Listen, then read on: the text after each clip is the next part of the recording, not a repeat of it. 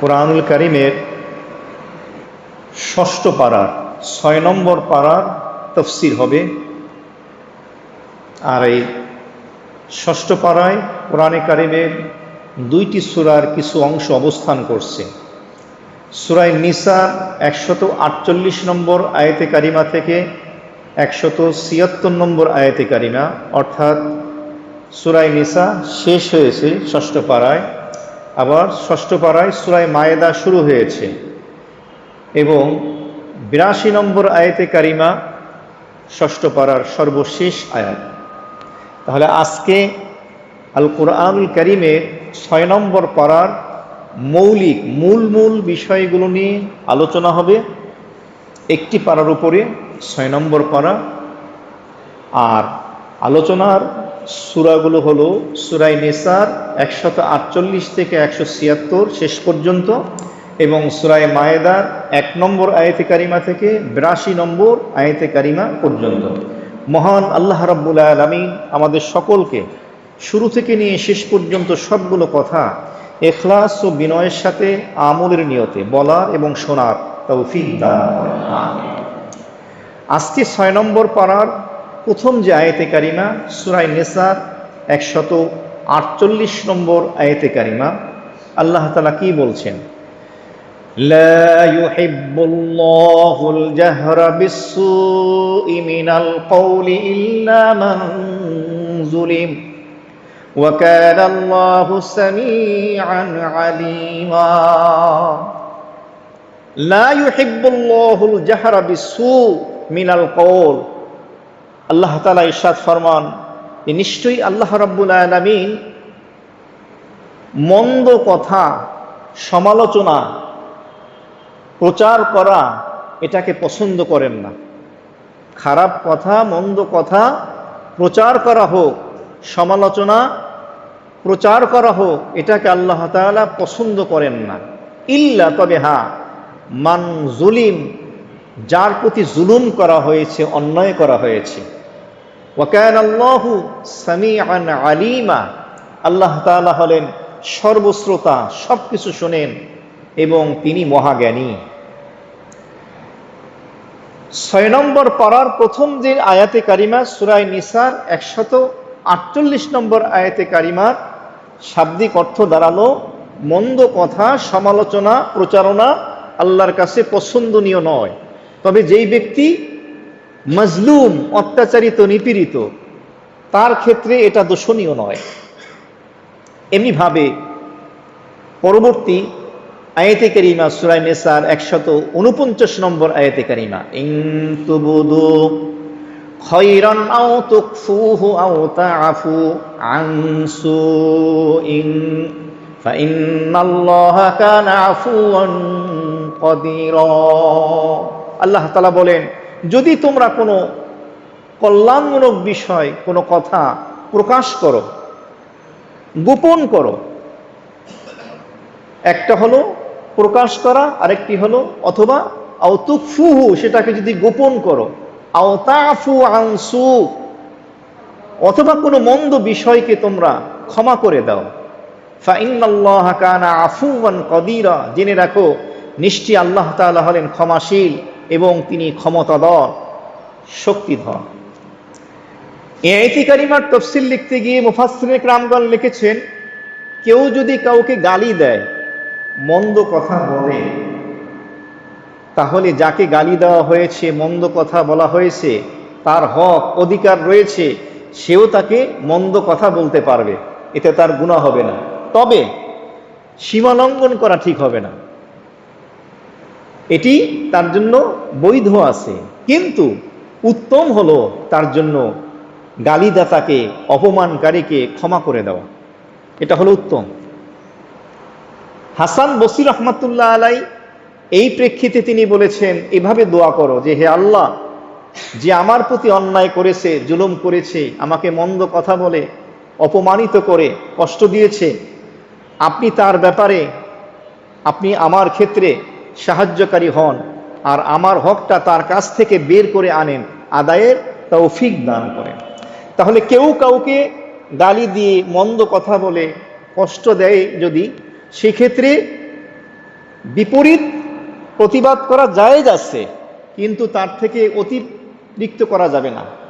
কারণ এক হাদিসের মধ্যে এসছে, দুই ব্যক্তি একজন আরেকজনকে গালি দিচ্ছে, মন্দ কথা বলছে। তো প্রথম ব্যক্তি যিনি প্রথম গালি দিয়েছেন তার উপরই এভাবে গুনাহটা ফিরে আসবে, দ্বিতীয় ব্যক্তির পাপটাও তার মাথায় চলে আসবে, যতক্ষণ পর্যন্ত দ্বিতীয় ব্যক্তি অতিরিক্ত অতিরঞ্জিত বাড়াবাড়ি করে তাকে মন্দ কথা না বলে। তবে উত্তম হলো ক্ষমা করে দেওয়া। 150 নম্বর আয়াতে কারিমা, ইন্নাল্লাযীনা ইয়াকফুরুনা বিল্লাহি ওয়া রুসুলিহি ওয়া ইউরিদুনা আন ইউফাররিকু বাইনাল্লাহি ওয়া রুসুলিহি ওয়া ইয়াকুলুনা নু'মিনু বিবা'দিন ওয়া নাকফুরু বিবা'দ ওয়া ইউরিদুনা আন ইয়াত্তাখিযু বাইনা যালিকা সাবিলা। মহান আল্লাহ রাব্বুল আলামিন সূরা নিসা 6ষ্ঠ পারায় 150 নম্বর আয়াতে কারিমায় বলে দিলেন, নিশ্চয়ই সমস্ত ব্যক্তিবর্গ যারা আল্লাহর সাথে কুফরি করে, নবী রাসূলদের সাথে কুফরি করে, আল্লাহ রাব্বুল আলামিনের নিয়ামতকে অস্বীকার করে, আল্লাহকে মানে না, 1,24,000 পয়গম্বর নবী রাসূলকে যারা অস্বীকার করে, আল্লাহ এবং তার রাসূলের মাঝখানে পার্থক্য নির্ণয় করতে চায় এবং তারা বলে নু'মিনু বিবা'দি ওয়া নাকফুরু বিবা'দ, আমরা কিছু কিছু নবী রাসূলকে মানলাম, কতিপয় নবী রাসূলের উপর ঈমান আনলাম, আর কারো উপরে আমরা ঈমান আনলাম না। তার মানে কিছু কিছু নবী রাসূলকে মানি, ঈমান আনি, কিছু মানি না। ওয়া ইউরিদুনা আন ইয়াত্তাকিযু বাইনা যালিকা সাবিলা, এবং তারা এই দুইয়ের মাঝখানে বিকল্প আর একটা পথ, রাস্তা খোঁজে। 191 নম্বর আয়াতে এই শ্রেণীর মানুষদের শাস্তি কি হবে আল্লাহ বললেন, উলাইকা হুমুল কাফিরুনা হাক্কান ওয়া আ'তাদনা লিল কাফিরিনা আযাবান মুহিনা। এই ধরনের চরিত্র যাদের হবে, নিশ্চয়ই এরা হলো সত্যিকার অর্থে কাফের। আর আল্লাহ রাব্বুল আলামিন বলেন, নিশ্চয়ই আমি কাফের সম্প্রদায়ের জন্য অপমানজনক, লাঞ্ছনাকর জাহান্নামের আযাব শাস্তির ব্যবস্থা করে রেখেছি। বলেন নাউযুবিল্লাহ। এর বিপরীত কুরআনে কারীমের বর্ণনা শৈলীর এক নান্দনিকতা হলো, যখনই জাহান্নামের আলোচনা করেন সাথে সাথে জান্নাতের, কাফেরদের আলোচনা করলে ইমানদারের আলোচনাও করেন। কেন করেন? বান্দা যেন নৈরাশ না হয়, ভয় যেন না পায়।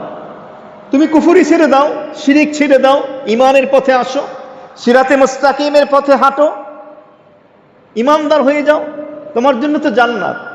জাহান্নামের রাস্তা ছাড়ো, জান্নাতের পথ ধরো। আল্লাহ রাব্বুল আলামিন কাফেরদের আলোচনা করার পর ইমানদারদের আলোচনা শুরু করলেন 6ষ্ঠ পারায় সূরা নিসার 152 নম্বর আয়াতে কারিমায়, ওয়াল্লাযীনা আমানু বিল্লাহি ওয়া রুসুলিহি ওয়া লাম ইউফাররিকু বাইনা আহাদিন মিনহুম উলাইকা সাওফা ইউতিহিম উজুরাহুম ওয়া কানা আল্লাহু গফুরুর রহিমা। ওই সমস্ত ব্যক্তি যারা আল্লাহর উপরে ঈমান আনে, 1,24,000 পয়গম্বর নবী রাসূলদের উপরে ঈমান আনে, কাফেরদের বিপরীত ঈমান আনে, এবং এদের মাঝখানে কোনো পার্থক্য নির্ণয় করে না, আল্লাহ রাব্বুল আলামিন এদেরকে তাদের উত্তম প্রতিদান দান করবেন। আল্লাহ তাআলা হলেন ক্ষমাশীল এবং দয়ালু। তাহলে 1,24,000 নবী ও রাসূল যে পয়গম্বর, আদম আলাইহিস সালাতু ওয়াস সালাম থেকে নিয়ে সর্বশ্রেষ্ঠ নবী ও রাসূল মুহাম্মদুর রাসূলুল্লাহ সাল্লাল্লাহু আলাইহি ওয়াসাল্লাম, সকলের উপর ঈমান থাকতে হবে। একজনকে যদি অস্বীকার করে বেঈমান হয়ে যাবে। 1,24,000 নবীকেই মানতে হবে। এমনি ভাবে 6ষ্ঠ পারায় সূরা আন-নিসা 152 নম্বর আয়াতে কারিমায় আহলে কিতাবদের সম্পর্কে বলেছেন। মুফাসসির কিরামগণ লেখেন যে ইতিপূর্বে 5ম পারায় ইহুদি সম্প্রদায়ের অপরাধগুলো যে আছে, জারায়েম, তাদের যে অপরাধগুলো রয়েছে সম্পর্কে আলোচিত হয়েছে। তারই ধারাবাহিকতার সূত্র ধরে এই ষষ্ঠ পাড়ার ভিতরেও ইহুদি সম্প্রদায়ের এই অপরাধগুলো নিয়ে আলোচিত হয়েছে। তাদের অপরাধ কি ছিল? তারা দিন ইসলামকে, ধর্মকে তারা পরিবর্তন করে ফেলত তাদের স্বার্থের জন্য। তারা নবী রাসূলদেরকে কতল করত, হত্যা করত। জলিলুল কদর মর্যাদা সম্পন্ন একজন পয়গম্বর, একজন রসুল হযরত ঈসা আলাইহিস সালাতু ওয়াস সালামকে তারা হত্যার ষড়যন্ত্র করেছিল, তাকে হত্যা করতে চেয়েছিল। এমনিভাবে তারা ষড়যন্ত্রের জাল বিছিয়েছিল সঠিক পথের অনুসারী যারা ছিলেন তাদের বিরুদ্ধে। ঈসা আলাইহিস সালামকে হত্যার ষড়যন্ত্র করেছে, কিন্তু তারা ব্যর্থ হয়েছে। এই আলোচনাগুলো করা হয়েছে। ষষ্ঠ পারার সূরা নিসার 152 নম্বর আয়াতে কারিমায় আল্লাহ তাআলা বলেন, ইয়াসআলুকা আহলুল কিতাব আন তুনাজ্জিলা আলাইহিম কিতাবাম মিনাস সামাই ফাকাদ সাআলু মূসা আকবারা মিন যালিকা ফাকালু আরিনাল্লাহা জাহরাতান ফাআখাযাতহুমুস সাইকাতু বিযুলমিহিম ثم اتخذوا العجل من بعد ما جاءتهم البينات فعفونا عن ذلك وآتينا موسى سلطانا مبينا। হে নবী, তারা আপনার কাছে আবেদন করে, প্রশ্ন করে, আবেদন করে আসমান থেকে যেন একবারে একটা আসমানি কিতাব যেন আপনি তাদের কাছে নিয়ে আসেন। ইহুদিরা বলতো যে মূসা আলাইহিস সালাম তুর পর্বতে গিয়ে একবারে তাওরাত নিয়ে আসছে। হে মুহাম্মদ সাল্লাল্লাহু আলাইহি ওয়াসাল্লাম, হে মুহাম্মদ, আপনি আমাদের সামনে সরাসরি একটা আসমানি কিতাব আল্লাহর পক্ষ থেকে নিয়ে আসেন, একবারে, অল্প অল্প চাই না, একবারে চাই। মহান আল্লাহ রাব্বুল আলামিন বলেন যে মূসা আলাইহিস সালামের কাছে এর থেকেও কঠিন, এর থেকেও জঘন্যতম বড় আবেদন তারা করেছিল। কি আবেদন করেছিল? বনী ইসরাইল বলেছিল, ফাকালু আরিনাল্লাহা জাহারা, হে মূসা, আমরা আল্লাহকে, তোমার খোদাকে সরাসরি দেখতে চাই, সরাসরি দেখতে চাই। অতঃপর তাদেরকে বজ্রপাত এসে তাদের এই অপরাধের কারণে পাকড়াও করল এবং তারা তাদের নিকটে সুস্পষ্ট প্রমাণাদি আসার পরেও গোবৎসকে, গরুর বাছুরকে উপাস্যরূপে গ্রহণ করলো, ইবাদত করতে লাগলো। যে আলোচনা আমরা সূরা বাকারায় প্রথম পারার এবং দ্বিতীয় পারার তাফসিরে শুনেছি। আল্লাহ বলেন, এরপরও ক্ষমা করেছিলাম, আমি মূসাকে দান করেছি সুস্পষ্ট প্রমাণ, ক্ষমতা, শক্তি। ওয়ারাফা'না ফাওকাহুমুত তুরা বিমিসাকিহিম ওয়া কুলনা লাহুম উদখুলুল বাবা সুজ্জাদান ওয়া কুলনা লাহুম লা তা'দু ফিস সাবতি ওয়া আখাযনা মিনহুম মিসাকান গালিযা। ষষ্ঠ পারার প্রথম পৃষ্ঠার 154 নম্বর আয়াতে আল্লাহ তাআলা বলেন, শাস্তি স্বরূপ আমি এই বনী ইসরাইলের মাথার উপরে তুর পর্বত তুলে ধরলাম এবং তাদেরকে বললাম, এই দরজা দিয়ে অবনত মস্তকে সিজদারত অবস্থায় প্রবেশ করো, এবং তাদেরকে বললাম শনিবারের ব্যাপারে বাড়াবাড়ি অতিরঞ্জিত করো না, এবং তাদের কাছ থেকে আমি মজবুত প্রতিশ্রুতি নিয়েছিলাম। মুহতারাম হাজিরিন, 6 নম্বর পারায় এই বিষয়গুলো নিয়ে আলোচিত হয়েছে। ইহুদি সম্প্রদায় যারা ছিল তাদের সাথে আল্লাহ তাআলা ওয়াদা করেছিলেন, আল্লাহর সাথে তারা প্রতিশ্রুতিবদ্ধ হয়েছিল, এরপরও তারা তাদের ওয়াদা ভঙ্গ করেছিল, বিধায় তাদের উপরে এই শাস্তি এসেছিল। তাদের অপরাধগুলো কি ছিল সেটাও সূরা নিসায় 6ষ্ঠ পারা 155 নম্বর আয়াতে কারিমে আলোচিত হয়েছে। ফাবিমা নাকুদিহিম মিসাকাহুম ওয়া কুফরিহিম বিআয়াতিল্লাহ ওয়া কতলিহিমুল আমবিয়া বিগাইরি হক ওয়া কওলিহিম কুলুবুনা গুলফ বাল তাবাআল্লাহু আলাইহা বিকুফরিহিম ফালা ইউমিনুনা ইল্লা কলিলা। তাদের অপরাধ ছিল তারা আল্লাহর সাথে যে ওয়াদা করেছিল সেটা ভেঙেছিল, আল্লাহর আয়াত নিদর্শনাবলীর সাথে কুফরি করেছিল, অস্বীকার করেছিল, নবীদেরকে অন্যায়ভাবে হত্যা করেছিল, এবং তারা বলতো আমাদের হৃদয় হলো আচ্ছাদিত, পর্দা দেওয়া। ও নবী রসুল, তোমরা কিসের দাওয়াত দাও, ওটা আমাদের কানে ঢোকে না, আমাদের অন্তরে পর্দা দেওয়া। আল্লাহ বলেন, আসলে কুফরির কারণে আল্লাহ ওদের অন্তরে মোহর মেরে দিয়েছেন। সুতরাং তাদের খুব কম সংখ্যক লোক ঈমান আনবে। এ কথাগুলো বলেছেন। তাদের আরো একটি কুফরমূলক অপরাধ ছিল। এখন খ্রিস্টানদের আলোচনা করা হয়েছে এবং ইহুদিদের আলোচনা করা হয়েছে। অবিকুফরিহিম ওয়া কাউলিহিম আলা মারইয়াম বুহতানান আযীমা। তাদের আরো একটা অপরাধ ছিল, তারা কুফরি করেছিল। তাদের বক্তব্য ছিল তারা মারিয়াম আলাইহিস সালামের উপরে একটা জঘন্যতম অপবাদ দিয়েছিল। মারিয়ামের স্বামী ছিল না, তো ইহুদিরা বলতো মারিয়াম ব্যভিচার করার কারণে ঈসার জন্ম হয়েছে। বলেন নাউজুবিল্লাহ। ইহুদিরা বলতো, এই অপবাদ তারা দিয়েছিল। অথচ আল্লাহ তাআলা কোরআনে কারিমে বলে দিয়েছেন যে আমি মহান আল্লাহ রাব্বুল আলামিন, পিতা ছাড়া শুধু মায়ের মাধ্যমে সন্তান দেওয়ার ক্ষমতা রাখি। আমি মারিয়ামের থেকে আমি ঈসাকে সৃষ্টি করলাম। মারিয়ামের গর্ভে থেকে ঈসার সৃষ্টি বাবাবিহীন, শুধু মায়ের মাধ্যমে। আদম আলাইহিস সালামের তো বাবাও নেই, মাও নাই, সেখানে তো প্রশ্ন করো না, অপবাদ দাও না। ঈসার তো মা আছে, এ কথা তারা বলল। ওয়া কাউলিহিম ইন্না কাতালনাল মাসিহা ঈসা ইবনে মারইয়াম রাসূলুল্লাহ ওয়া মা কাতালুহু ওয়া মা সালাবুহু ওয়ালাকিন শুব্বিয়া লাহুম ওয়া ইন্নাল্লাযীনা ইখতালাফু ফীহি লাফী শাক্কিন মিনহু মা লাহুম বিহি মিন ইলমিন ইল্লা ইত্তিবাআজ যন ওয়া মা কাতালুহু ইয়াকিনা। সংক্ষেপে এখন বলে যাচ্ছি, তাদের বক্তব্য ছিল এটা যে আমরা মারিয়ামের ছেলে ঈসাকে হত্যা করেছি। এই ঘটনা ইতিপূর্ব আংশিক বলা হয়েছিল। ঈসা আলাইহিস সালাম তার ঘরে অবস্থান করছেন, ইহুদি সম্প্রদায় তাকে হত্যার জন্য বাড়ির চতুর্দিক থেকে ঘিরে ফেলল। ইহুদিদের একজন নেতা বলল আমি ঘরে প্রবেশ করি, দেখি ঈসা কি করে। আল্লাহ তাআলা ঈসা আলাইহিস সালামকে আসমানে উঠিয়ে নিলেন, দ্বিতীয় আসমানে আছেন। কিয়ামতের পূর্বে ইমাম মাহদী আলাইহিস সালামের জামানায় তিনি আসবেন, নবী হয়ে, রসুল হয়ে নয়, আমাদের নবীর উম্মত হয়ে আসবেন। কারণ তিনি দোয়া করছিলেন নবীর উম্মত হওয়ার জন্য, উম্মত হয়ে আসবেন। এবং মদিনাতুল মুনাওয়ারায় রওজায়ে আতহারে আপনারা গিয়েছেন যারা হজ এবং উমরার সফরে, বলা হয় যে সেখানে এখন একটা জায়গা খালি আছে যেখানে ঈসা আলাইহিস সালামের কি হবে, কবর হবে বলা। তো যাই হোক, যখন ইহুদি নেতা ঢুকলো ভিতরে হত্যা করার জন্য, আল্লাহ পাক ঈসা আলাইহিস সালামকে মুআজিজা স্বরূপ আসমানে উঠিয়ে নিলেন। এক বর্ণনা এসছে ওই ইহুদি নেতা যখন ঘর থেকে বের হলো, তার চেহারাটা ঈসার মতো হয়ে গেল।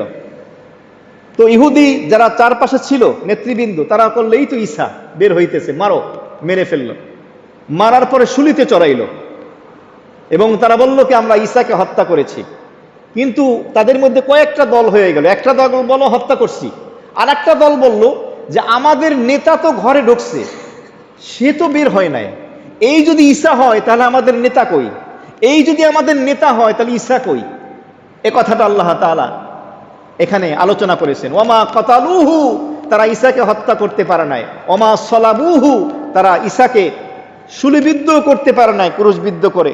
দেখবেন গির্জায় চার্চের ভিতরে এভাবে আছে না, খ্রিস্টানরা যাকে করে যিশু মনে করে, মেরি যিশু, আর আল্লাহকে বলে গড, নাউজুবিল্লাহ মিন যালিক।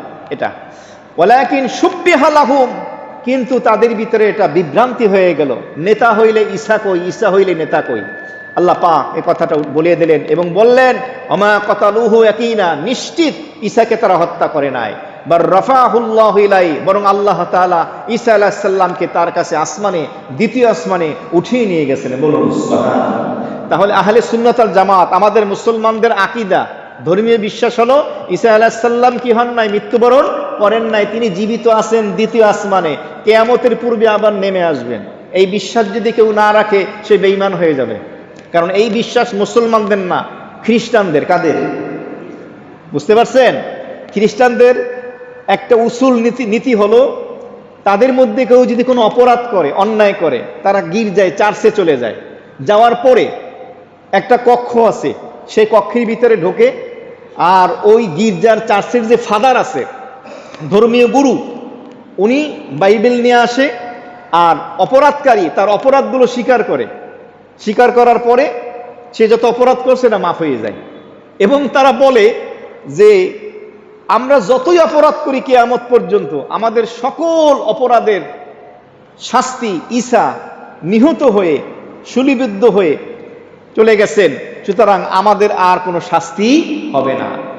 যেই ধর্মের আকীদা, ধর্মীয় বিশ্বাস যদি এমন হয় যত অপরাধ করি সব ক্ষমা, তাহলে এই ধর্মের লোক পৃথিবীর ভিতরে অনৈক্য, অশান্তি সৃষ্টি করবে, এটাই কি স্বাভাবিক। যা হচ্ছে আজকে গোটা পৃথিবীতে, খ্রিস্টান এবং ইহুদি যারা আছে তারা আজকে সভ্যতার ধ্বজাধারী, আজকে তারা সমাজ বিনির্মাণে সব থেকে বড় ঠিকাদারি নিয়েছে, এই দাবি তারা করে। বিভিন্ন এনজিও সংস্থার মাধ্যমে বাহ্যিকভাবে মানুষের কিছু সাময়িক উপকার করে, কিন্তু এর গভীরে যে কঠিন নোংরা ষড়যন্ত্র রয়েছে এটা জাতির কাছে এখন সুস্পষ্ট হয়ে গেছে। তাহলে এই কথাগুলো বলে দেওয়া হলো। খ্রিস্টানদের আকীদা এবং ধর্মীয় বিশ্বাস হলো যে তারা তৃত্ববাদে বিশ্বাসী, তিন খোদায় বিশ্বাসী। এক হলো আল্লাহ, গড, আর এক হলো মেরি অর্থাৎ মারিয়ম, আর একজন হলো যিশু অর্থাৎ ঈসা। আল্লাহ হলেন পিতা, মারিয়াম হলেন মা, আর তাদের সন্তান হলো ঈসা। বলেন নাউজুবিল্লাহ। তো এই তৃত্ববাদ, এই জন্য দেখবেন তাদের পুরুষটা তৃত্ববাদ, তিন খোদায় তারা বিশ্বাসী, এটা বলে তারা। যাই হোক, তাদের এই অপরাধগুলোর কথা আল্লাহ রাব্বুল আলামিন এখানে আলোচনা করেছেন। সুতরাং ইহুদি এবং খ্রিস্টানদের যে আকীদা, ধর্মীয় বিশ্বাস রয়েছে, এগুলোকে পরিহার করা চাই।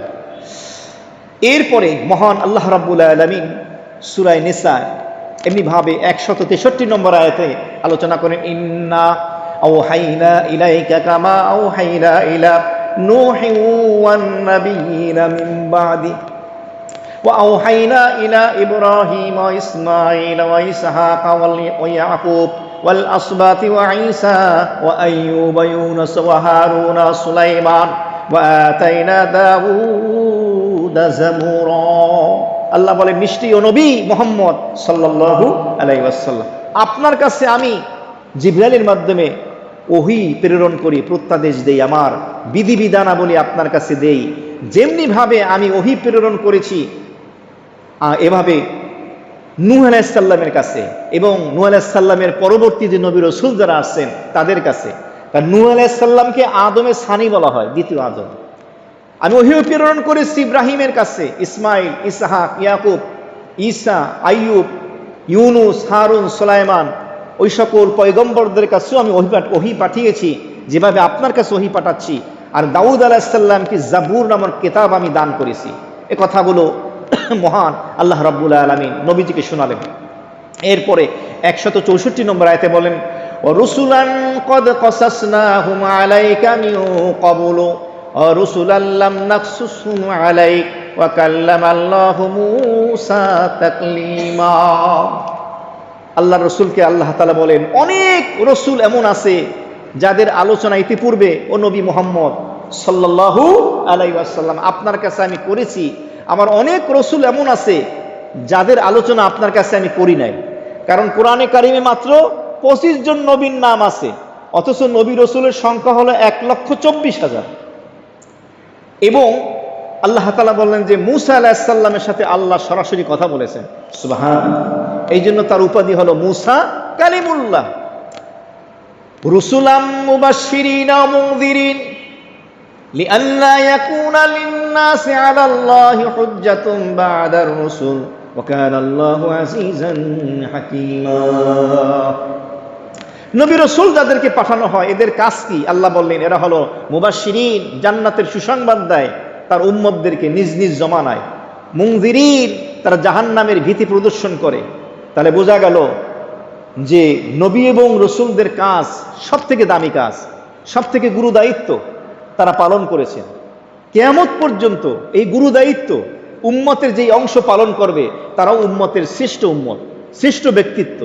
সুতরাং চাঁদে যাওয়া, মহাসৌরজগৎ নিয়ে গবেষণা করা, বিভিন্ন গ্রহ আবিষ্কার করা, কোথায় মাটি আছে, কোথায় পানি আছে, কোথায় নতুন জীবের সন্ধান আছে, বিশাল বিশাল ব্রিজ, অট্টালিকা, প্রাসাদ নির্মাণ করা, এগুলো কৃতিত্বের বিষয় নয়। এগুলো দুনিয়াবি শিক্ষা হতে পারে।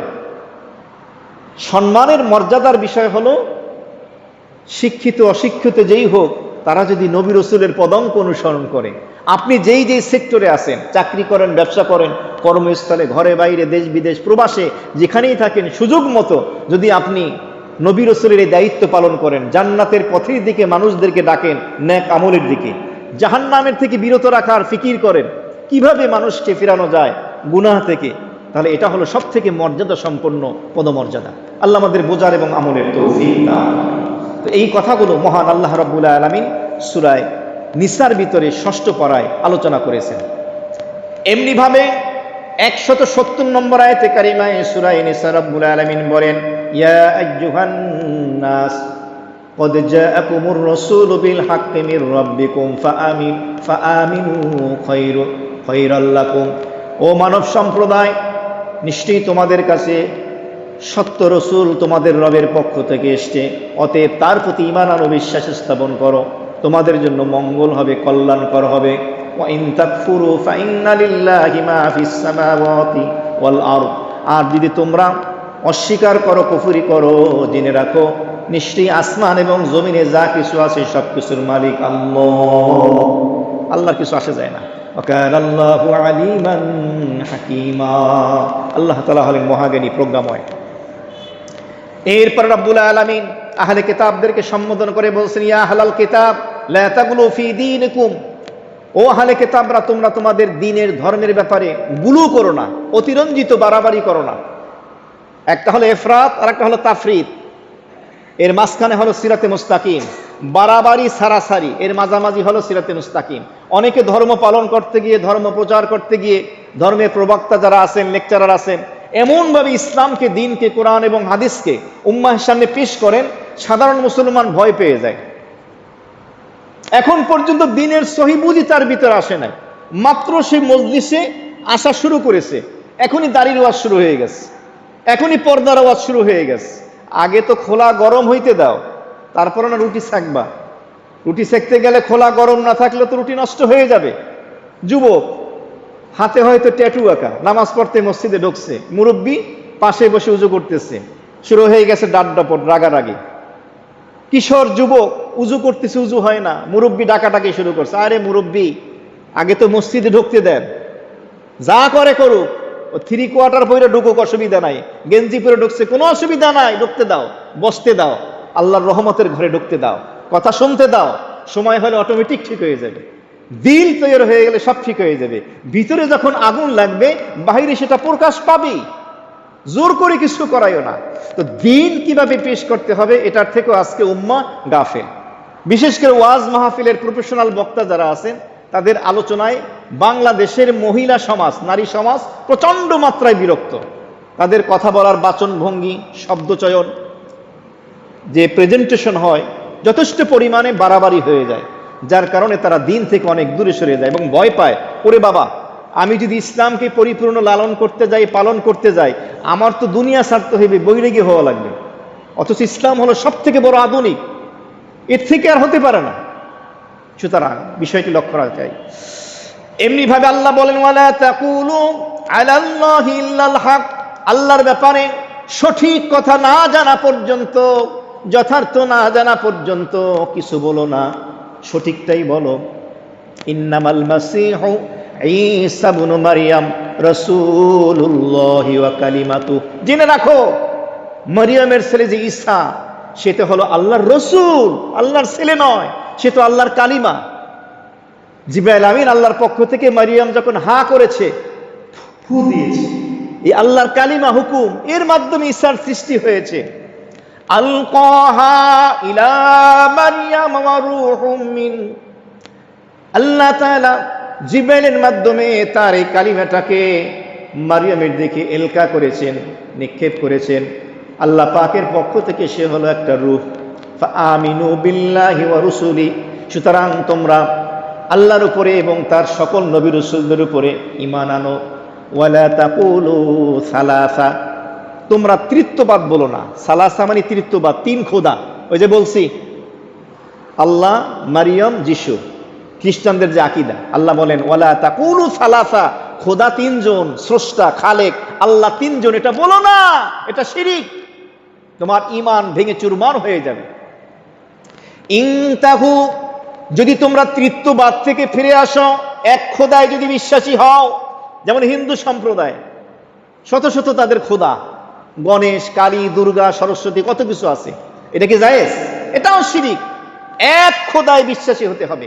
ইনতাহু, তৃত্ববাদ, একাধিক স্রষ্টা খোদা থেকে যদি বিরত থাকো, ফিরে আসো, খৈরাল লাকুম, তোমাদের জন্য এটা কল্যাণকর হবে, মঙ্গলজনক হবে, দুনিয়াতেও ভালো থাকবা, আখিরাতে জান্নাতের মালিক হবা। ইন্নামাল্লাহু ইলাহু ওয়াহিদ, আল্লাহ ঘোষণা করলেন নিশ্চয়ই আল্লাহ হলেন এক স্রষ্টা, এক ইলাহ। সুবহানাহু আইয়াকুনা লাহু ওয়ালাদ, আল্লাহর সন্তান হওয়ার থেকে আল্লাহ পুত পবিত্র। সন্তান হওয়া এটা দুর্বলতা, যার হয় তারও দুর্বলতা, যে হয় তারও দুর্বলতা, অন্যের মুখাপেক্ষী। আল্লাহ তো সমস্ত ত্রুটি থেকে কি পবিত্র, সুতরাং আল্লাহ পাক সন্তান থেকে পবিত্র। লাহু মা ফিস সামাওয়াতি ওয়া মা ফিল আরদ, আসমান এবং জমিনে যা কিছু রয়েছে, যা দেখো এবং যা দেখো না, জমিনের নিচে যত খনিজ সম্পদ রয়েছে, সবকিছুর মালিক হলেন এক আল্লাহ। ওয়া কাফা বিল্লাহি ওয়াকিলা, আল্লাহ বলেন সূরা নিসার 171 নম্বর আয়াতের শেষ অংশে যে অভিভাবক হিসাবে আল্লাহই যথেষ্ট, দুনিয়ার কোনো ক্ষমতাদার নেতা নেত্রী সম্পদশালীকে অভিভাবক বানায় না, অভিভাবক হবে কে? আল্লাহ। এরপরে দেখেন আল্লাহ পাক বলেন সূরা নিসার 152 নম্বর আয়াতে, লা ইয়াস্তাকিফাল মাসিহু আন ইয়াকুনা আবদান লিল্লাহি ওয়ালাল মালাইকাতুল মুকাররাবুন। ঈসা আলাইহিস সালাম তিনি আল্লাহ পাকের বান্দা হওয়ার জন্য লজ্জাবোধ করেন না, তিনি স্বেচ্ছায় আনন্দে বলেন আমি ঈসা আল্লাহর এক গোলাম, আল্লাহর এক বান্দা। এমনি ভাবে আল্লাহর নৈকট্যপ্রাপ্ত ফেরেশতা যারা রয়েছেন তারাও আল্লাহর বান্দা, আল্লাহর মাখলুক হওয়ার জন্য, সৃষ্টি হওয়ার জন্য লজ্জাবোধ করেন না, সংকোচ বোধ করেন না, এবং আল্লাহর ইবাদত করতে গিয়েও তারা এভাবে লজ্জাবোধ করেন না, সংকোচ করেন না। সুতরাং তোমরা এই সমস্ত শিরিকিমূলক, কুফুরিমূলক মতাদর্শ, আকীদা, বিশ্বাস থেকে ফিরে আসো, অহংকার প্রদর্শন করো না। ফাসায়াহশুরুহুম ইলাইহি জামিআ, তোমাদের সকলকে, তাদের সকলকে সেদিন আল্লাহর কাছে সমবেত করা হবে হাসরের ময়দানে। এ কথা আল্লাহ রাব্বুল আলামিন বলে দিলেন। এভাবে মহান আল্লাহ রাব্বুল আলামিন ষষ্ঠ পারায় সূরা নিসার 175 নম্বর আয়াতে বলেন, ফাআম্মাল্লাযীনা আমানু বিল্লাহ ওয়া'তাসামু বিহি ফাসায়ুদখিলুহুম ফি রাহমাতিন মিন ওয়া ফাদল ওয়া ইয়াহদিহিম ইলাইহি সিরাতান মুস্তাকিমা। যারা ঈমানদার, আল্লাহর উপর ঈমান আনে এবং ইসলামকে, আল্লাহ রাসূলকে মজবুতভাবে আঁকড়ে ধরে, আল্লাহ বলেন আমি তাদেরকে আমার দয়া রহমতের ছায়ায় আমি তাদেরকে প্রবেশ করাবো, সুবহানাল্লাহ, এবং তাদেরকে আমি সিরাতে মুস্তাকিমের দিকে সঠিক পথ প্রদর্শন করব। ষষ্ঠ পারায় সূরা নিসা 176 নম্বর আয়াতে কারিমার মাধ্যমে শেষ হয়েছে। আর 176 নম্বর আয়াতে একটি বিষয় নিয়ে আলোচনা হয়েছে, ইয়াস্তাফতুনাক, ও নবী আপনার কাছে মাসালা জানতে চায়, সমস্যার সমাধান জানতে চায়। কি সম্পর্কে? কালালা। কুলিল্লাহু ইফতিকুম ফিল কালালা, ও নবী আপনাকে কালালা সম্পর্কে জানতে চায়, কালালার ফতুয়া কি হবে এ সম্পর্কে আসছে। সাহাবী হযরত জাবের ইবনে আব্দুল্লাহ রাদিয়াল্লাহু তাআলা আনহু মৃত্যু সজ্জায়, নবীজি তাকে দেখতে আসলেন। দেখতে আসার পরে নবীজি উযু করলেন, উযু করে উযুর পানি সাহাবী জাবের ইবনে আব্দুল্লাহ রাদিয়াল্লাহু তাআলা আনহুর চেহারায় ছিটিয়ে দিলেন। তার হুঁশ ফিরে আসলো। নবীজিকে সালাম দিয়ে বলেন, ইয়া রাসূলুল্লাহ আমি তো অসুস্থ, মৃত্যু সজ্জায়, আমি তো হয়তো বাঁচবো না, তো আমার তো কোনো সন্তানও নাই, বাবা মাও নাই, তাহলে আমার এই রেখে যাওয়া মিরাস, পরিত্যক্ত সম্পত্তি, এটার বন্টন কেমনে হবে? এই প্রশ্ন যখন করেন, মহান আল্লাহ রাব্বুল আলামিন জিবরাইল আমিনকে দিয়ে এই সূরা নিসার সর্বশেষ 176 নম্বর আয়াতে কারিমা নবীর কাছে নাজিল করেন। কালালা বলা হয় কারো কারো মত যার সন্তান নাই কোনো, এই ব্যক্তির, এবং বাবাও নাই, মাও নাই। আর এই আয়াতে কারিমায় বলা হয়েছে যার সন্তান নাই, এ কথা। যাই হোক, ওটা মিরাসের মাসালা। তাহলে ষষ্ঠ পারায় সূরা নিসার 148 নম্বর আয়াতে কারিমা থেকে 176 নম্বর আয়াতে কারিমার সংক্ষিপ্ত তাফসীর আমরা শুনলাম। এবার আমরা সূরা মায়েদা 1 থেকে নিয়ে 82 নম্বর আয়াতে কারিমা ষষ্ঠ পারার অবস্থান করছে, এতটুকুর সংক্ষিপ্ত তাফসীর আমরা শুনব। সূরা মায়েদা কোরআনে কারিমের ষষ্ঠ পারার 5 নম্বর সূরা, ক্রমিক নম্বর হলো 5, এর আয়াত সংখ্যা হলো 120। সূরাটি মাদানী, মদিনায় অবতীর্ণ, হিজরতের পরে। এর রুকু আছে 16টা। মায়েদা শব্দের অর্থ হলো দস্তরখান। মায়েদা শব্দের অর্থ কি? এই সূরার নাম কি? দস্তরখান। দস্তরখান বুঝেন? খাবার খাওয়ার সময় দস্তরখান বিছানো কি সুন্নত। কারণ কোরআনে কারিমের সূরার নামকরণের একটা কারণ ইতিপূর্বে আমি বলেছি কয়েকবার। ওই সূরার ভিতরে যে সমস্ত মৌলিক বিষয় নিয়ে আলোচিত হয়েছে তার মধ্যে থেকে একটা নামে ওই সূরার নামকরণ করা হয়। যেমন 114টা সূরার ভিতরে সব থেকে বড় সূরা সূরাতুল বাকারা। সূরায়ে বাকারায় তো অনেক বিষয় আলোচনা হয়েছে, কিন্তু একটা গরুর কি আছে, একটা চমৎকার ঘটনা আছে। ওই ঘটনাকে কেন্দ্র করে পুরো সূরার নাম হয়েছে সূরায়ে বাকারা। আর এই সূরায়ে মায়েদার ভিতরে ঈসা আলাইহিস সালাম আল্লাহর কাছে দোয়া করছিলেন, আল্লাহ আমার সাথে যে বনি ইসরাইল আমার অনুসারী যারা আছে, আপনি আসমান থেকে আমাদের জন্য দস্তরখানে রুটি খাবার পাঠিয়ে দেন। আল্লাহ পাক তার দোয়া কবুল করছিলেন, দস্তরখানের দোয়া করছিলেন। মায়েদা অর্থ দস্তরখান, সুতরাং এই নামই এই সূরার নাম হয়ে গেছে সূরায়ে মায়েদা। সূরায়ে মায়েদার প্রথম আয়াত, ইয়া আইয়ুহাল্লাযীনা আমানু আউফু বিল উকুদ উহিল্লাত লাকুম বাহিমাতুল আনআমি ইল্লা মা ইউতলা আলাইকুম গায়রা মুহিল্লিস সাইদি ওয়া আনতুম হুরুম ইন্নাল্লাহা ইয়াহকুমু মা ইউরিদ। আল্লাহ তাআলা ঈমানদারদেরকে সম্বোধন করে বলতেছেন, ও ঈমানদাররা, বিশ্বাসীরা, আউফু বিল উকুদ, তোমরা তোমাদের অঙ্গীকার পূরণ করো। কারোর সাথে যদি ওয়াদাবদ্ধ হও, ওয়াদা ভঙ্গ করো না, ওয়াদা পূরণ করো। কারণ ওয়াদা পূরণ করা হলো ঈমানের আলামত, আর ওয়াদা ভঙ্গ করা হলো মুনাফিকের আলামত। আমরা আমাদের সমাজ রাষ্ট্রে দেখতে পাই, নির্বাচনের আগে কত ধরনের ওয়াদা দেওয়া হয়, প্রতিশ্রুতি দেওয়া হয়, ক্ষমতা আসার পরে সব ভুলে যায়। তো এই ওয়াদা কেউ যদি ভঙ্গ করে, ব্যক্তি বিশেষ, রাষ্ট্রকেন্দ্রিক হোক, সমাজকেন্দ্রিক হোক, এটা নিফাকের, মুনাফিকের আলামত। আল্লাহ পাক ঈমানদারদেরকে বলেন, তোমরা তোমাদের ওয়াদাগুলোকে পূর্ণ করো, তোমরা তোমাদের চুক্তিগুলো, ব্যবসায়িক যদি কারোর সাথে লেনদেন হয়, আকদ হয়, সেটা পূর্ণ করো। উহিল্লাত লাকুম বাহিমাতুল আনআম, তোমাদের জন্য চতুষ্পদ জন্তু হালাল করা হয়েছে। তবে হ্যাঁ, যে সমস্ত বিষয়ে তোমাদের কাছে আলোচিত হয়, যেগুলো নিষেধ করা হয়েছে সেগুলো বাদে। মনে রাখবেন, গোটা পৃথিবীতে আল্লাহ পাক যা কিছু সৃষ্টি করেছেন খাবারের জন্য, কিছু হলো হালাল, কিছু হলো হারাম, কিন্তু হালালের সংখ্যা হারামের থেকে বেশি। বুঝতে পারছেন? একটা কায়দায়ে কুল্লিয়া হলো, একটা হুকুম হলো, শরীয়তের বিধান হলো যে খাবার উপযুক্ত যত জিনিস আছে সবগুলোই হালাল, যতক্ষণ পর্যন্ত হারাম হওয়ার কোনো প্রমাণ না পাওয়া যাবে। স্বাভাবিক দৃষ্টিতে সব কি হালাল। কোনো একটা জিনিস হারাম হওয়ার জন্য কি লাগে? দলিল লাগবে, রেফারেন্স লাগবে, হাওলা, প্রমাণ লাগবে। আমি চাইলেই একটা জিনিসকে আমি হারাম বলতে পারবো না, আপনি চাইলে একটাকে হারাম বলতে পারবেন না, কারণ সৃষ্টিগতভাবে, স্বাভাবিকভাবে সব কি হালাল। হারাম বলতে হলে কি লাগবে? দলিল লাগবে। কেন আপনি হারাম বললেন? এটা কথা বুঝতে পারছেন? কারণ শরীয়তের বিধান জানতে হবে। আল্লাহ পাক বললেন, চতুষ্পদ জন্তু তোমাদের জন্য হালাল, তবে যে সমস্ত বিষয় তোমাদের কাছে আলোচিত হয় হারাম হিসাবে, সেগুলো বাদ দিয়ে। তো মনে রাখবেন, হালালের সংখ্যা বেশি না হারামের সংখ্যা বেশি? হালালের সংখ্যা বেশি, হারামের সংখ্যা খুব কম। এবং তোমরা যখন এহরামরত থাকো, হজ এবং ওমরার এহরাম বাঁধার পরে শিকার করা হারাম, শিকার করা নিষেধ, শিকার করা যাবে না এহরামরত অবস্থায়। নিশ্চয় আল্লাহ তাআলা যা চান তাই আদেশ করেন। তো রব্বুল আলামিন সূরা মায়েদার প্রথম আয়াতে কারিমার ভিতরে এই বিষয়গুলো নিয়ে গুরুত্বপূর্ণ আলোচনা করেছেন। এক হাদিসের ভিতরে নবীজি বলেছেন, আল হালালু বায়্যিনুন ওয়াল হারামু বায়্যিনুন ওয়া বাইনাহুমা মুস্তাবিহাত। হালালও সুস্পষ্ট, হারামও সুস্পষ্ট। এই দুইয়ের মাঝখানে আরেকটা আছে, সেটা হলো সন্দেহযুক্ত। হালাল না হারাম, এটার ভিতরে কি আছে? আশঙ্কা আছে। আপনি স্পষ্ট হালালও বলতে পারতেছেন না, আবার হারামও বলতে পারতেছেন না। তাহলে এটার থেকেও বেঁচে থাকা উচিত যদি হারাম হয়ে যায়।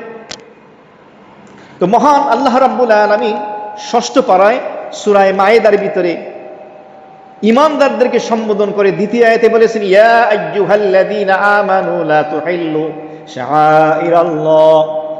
ও ঈমানদাররা, বিশ্বাসীরা, তোমরা আল্লাহর নিদর্শনাবলীকে হালাল মনে করো না। মসজিদে হারাম, হারাম শব্দের অর্থ হলো নিষিদ্ধ, অর্থাৎ হারামের সীমানার ভিতরে বাহিরে যেটা করা যায় সীমানায় সেটা করা যায় না। মারামারি, ঝগড়া, ফাসাদ, চুরি ডাকাতি নিষেধ, বাহিরেও নিষেধ, এগুলো আরো বেশি নিষেধ। এমনিভাবে মসজিদে হারামের ভিতরে কেউ যদি আশ্রয় নেয় সে কিন্তু নিরাপদ হয়ে যাবে, কারণ আল্লাহ রাব্বুল আলামিন এটা বিধান, আল্লাহ পাক এটা দিয়েছেন। 2 নম্বর আয়াতের শেষের অংশে আরেকটি গুরুত্বপূর্ণ কথা বলেছেন, ওয়া তাআওয়ানু আলাল বিররি ওয়াত তাকওয়া, তোমরা একে অপরকে সহায়তা করো, সাহায্য করো নেক কাজে এবং আল্লাহ ভীতির কাজে। ওয়ালা তাআওয়ানু আলাল ইসমি ওয়াল উদওয়ান, তোমরা গুনাহের কাজে, নাফরমানি, অবাধ্যতার কাজে একে অপরকে সাহায্য করো না। সুতরাং আপনার কোনো কলিজার বন্ধু, শৈশবের ফ্রেন্ড সার্কেলের কেউ এমন একটা বিপদে পড়ে আপনার কাছে সাহায্য চাইছে, যেই সাহায্য করতে গেলে গুনাহে সহায়তা হয়, সাহায্য করা যাবে না। আপনার আপন ভাই হলেও করা যাবে না, গুনাহের কাজে সাহায্য নাই।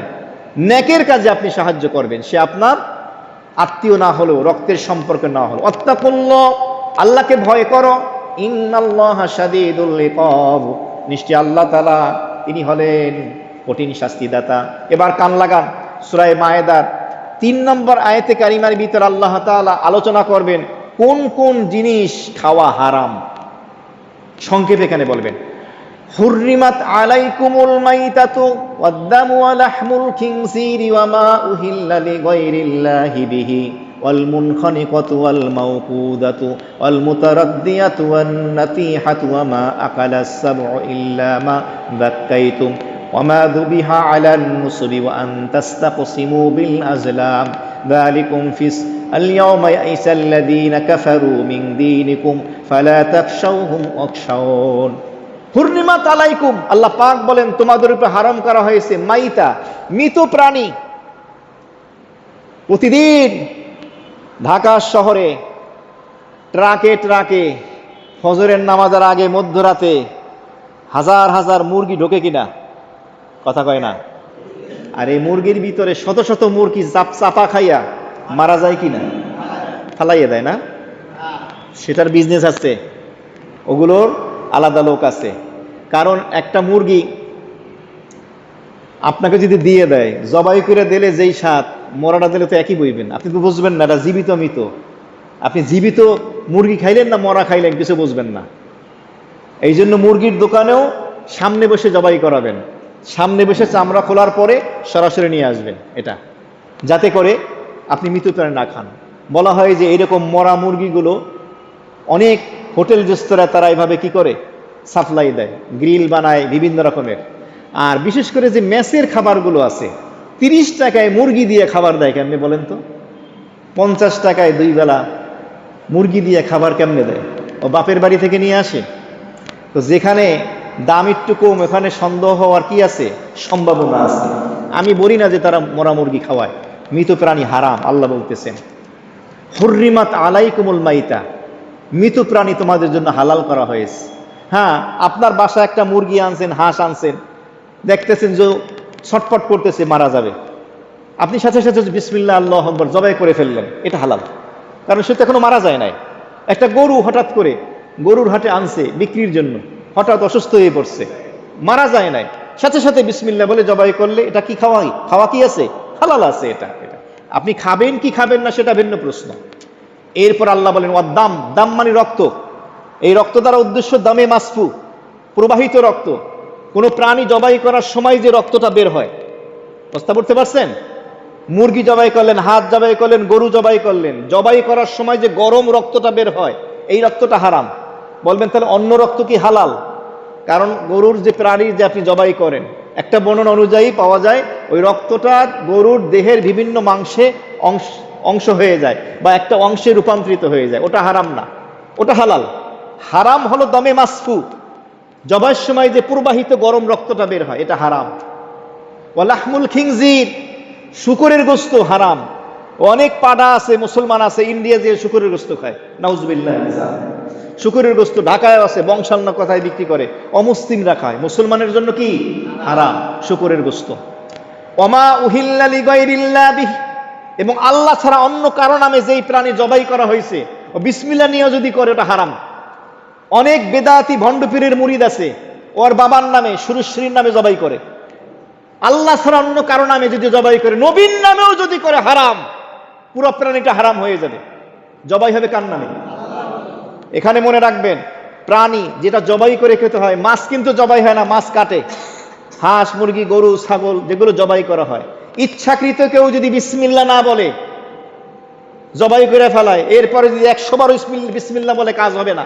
ইচ্ছাকৃত বিসমিল্লাহ যদি ছেড়ে দেয়, জবাই যদি করে, ওই প্রাণীর গোশত হারাম, ফেলে দিতে হবে, কেউ খেতে পারবে না।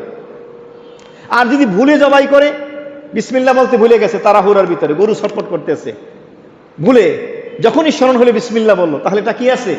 হালাল আছে। তাও ইমামে আজম আবু হানিফা রাহমাতুল্লাহর কাছে, কারো কারো কাছে না।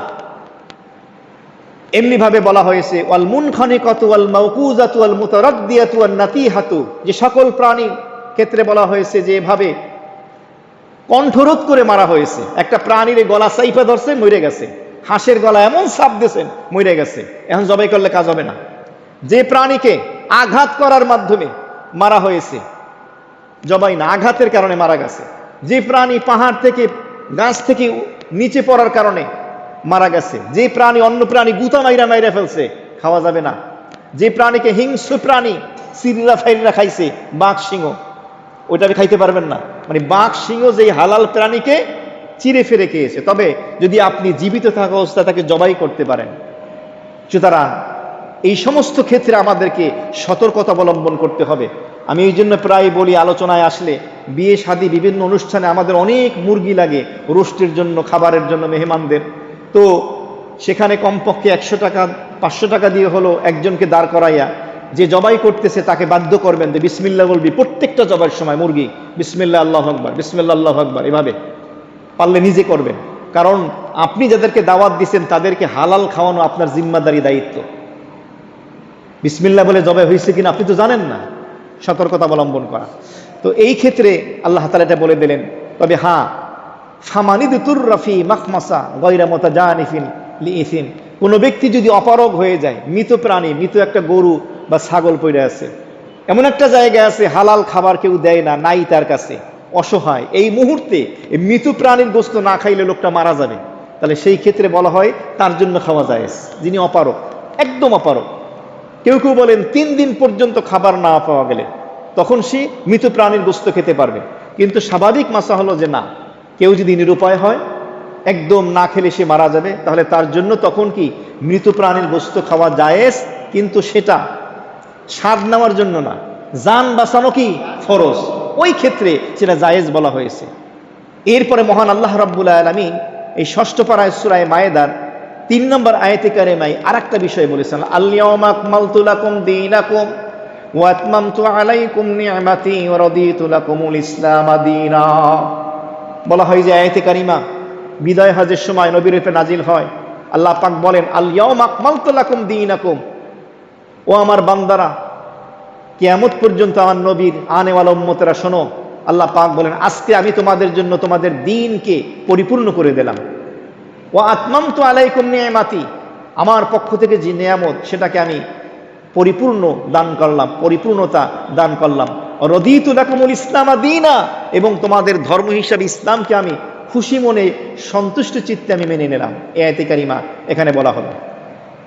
মুহতারাম হাজিরিন, এরপরে 4 নম্বর আয়াতে কারিমায় আল্লাহ পাক বলেন, ইয়াসআলুনাকা মাযা উহিল্লা লাহুম, ও নবী আপনাকে প্রশ্ন করবে লোকেরা যে তাদের জন্য কোন কোন প্রাণী খাওয়া হালাল, বৈধ, কোন কোন প্রাণী খেতে পারবে।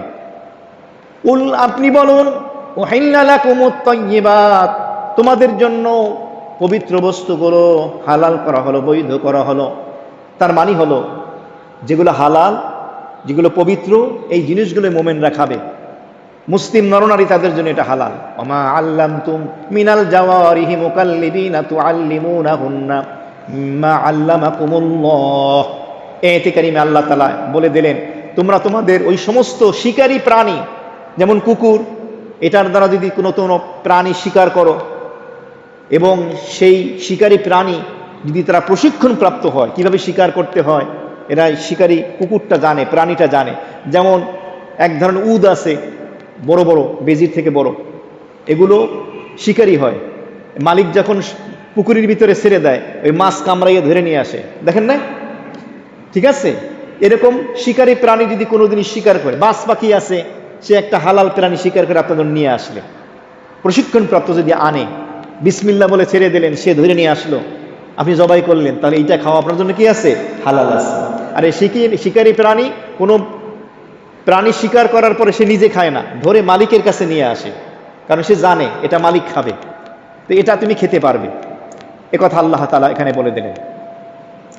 এরপরে মহান আল্লাহ রাব্বুল আলামিন ষষ্ঠ পারায় সূরা মায়েদার 6 নম্বর আয়াতে কারিমায় উযু সম্পর্কে বললেন, ইয়া আইয়ুহাল্লাযীনা আমানু ইযা কুমতুম ইলাস সালাত ফাগসিলু ওয়ুজুহাকুম ওয়া আইদিয়াকুম ইলাল মারাফিক ওয়ামসাহু বিরুউসিকুম ওয়া আরজুলাকুম ইলাল কাবাইন। ও ঈমানদাররা, বিশ্বাসীরা, যখন তোমরা নামাজের জন্য দণ্ডায়মান হও, নামাজের সময় হয়, নামাজের প্রস্তুতি নাও, এখানে একটা কথা উজ্জ আছে, ওয়া আনতুম মুহদিসুন, তোমাদের যদি উযু না থাকে তাহলে তোমরা উযু করো। উযুর ফরজ কয়টা? 4টা। আল্লাহ তাআলা এখানে 4টা ফরজের কথা বলেছেন। 1 নম্বর ফাগসিলু ওয়ুজুহাকুম, তোমাদের চেহারা ধৌত করো। নম্বর 2 ওয়া আইদিয়াকুম ইলাল মারাফিক, 2 হাত কনুর সহ ধৌত করো। নম্বর 3 আমসাহু বিরুউসিকুম, গোটা মাথাটা 4 ভাগের 1 ভাগ মাসে করো, এটা ফরজ। ওয়া আরজুলাকুম ইলাল কাবাইন, 2 পায়ের গোড়ালি সহ ধৌত করো, এটা হলো ফরজ। তাহলে উযুর 4টা ফরজের কথা সুস্পষ্টভাবে আল্লাহ তাআলা বলেছেন।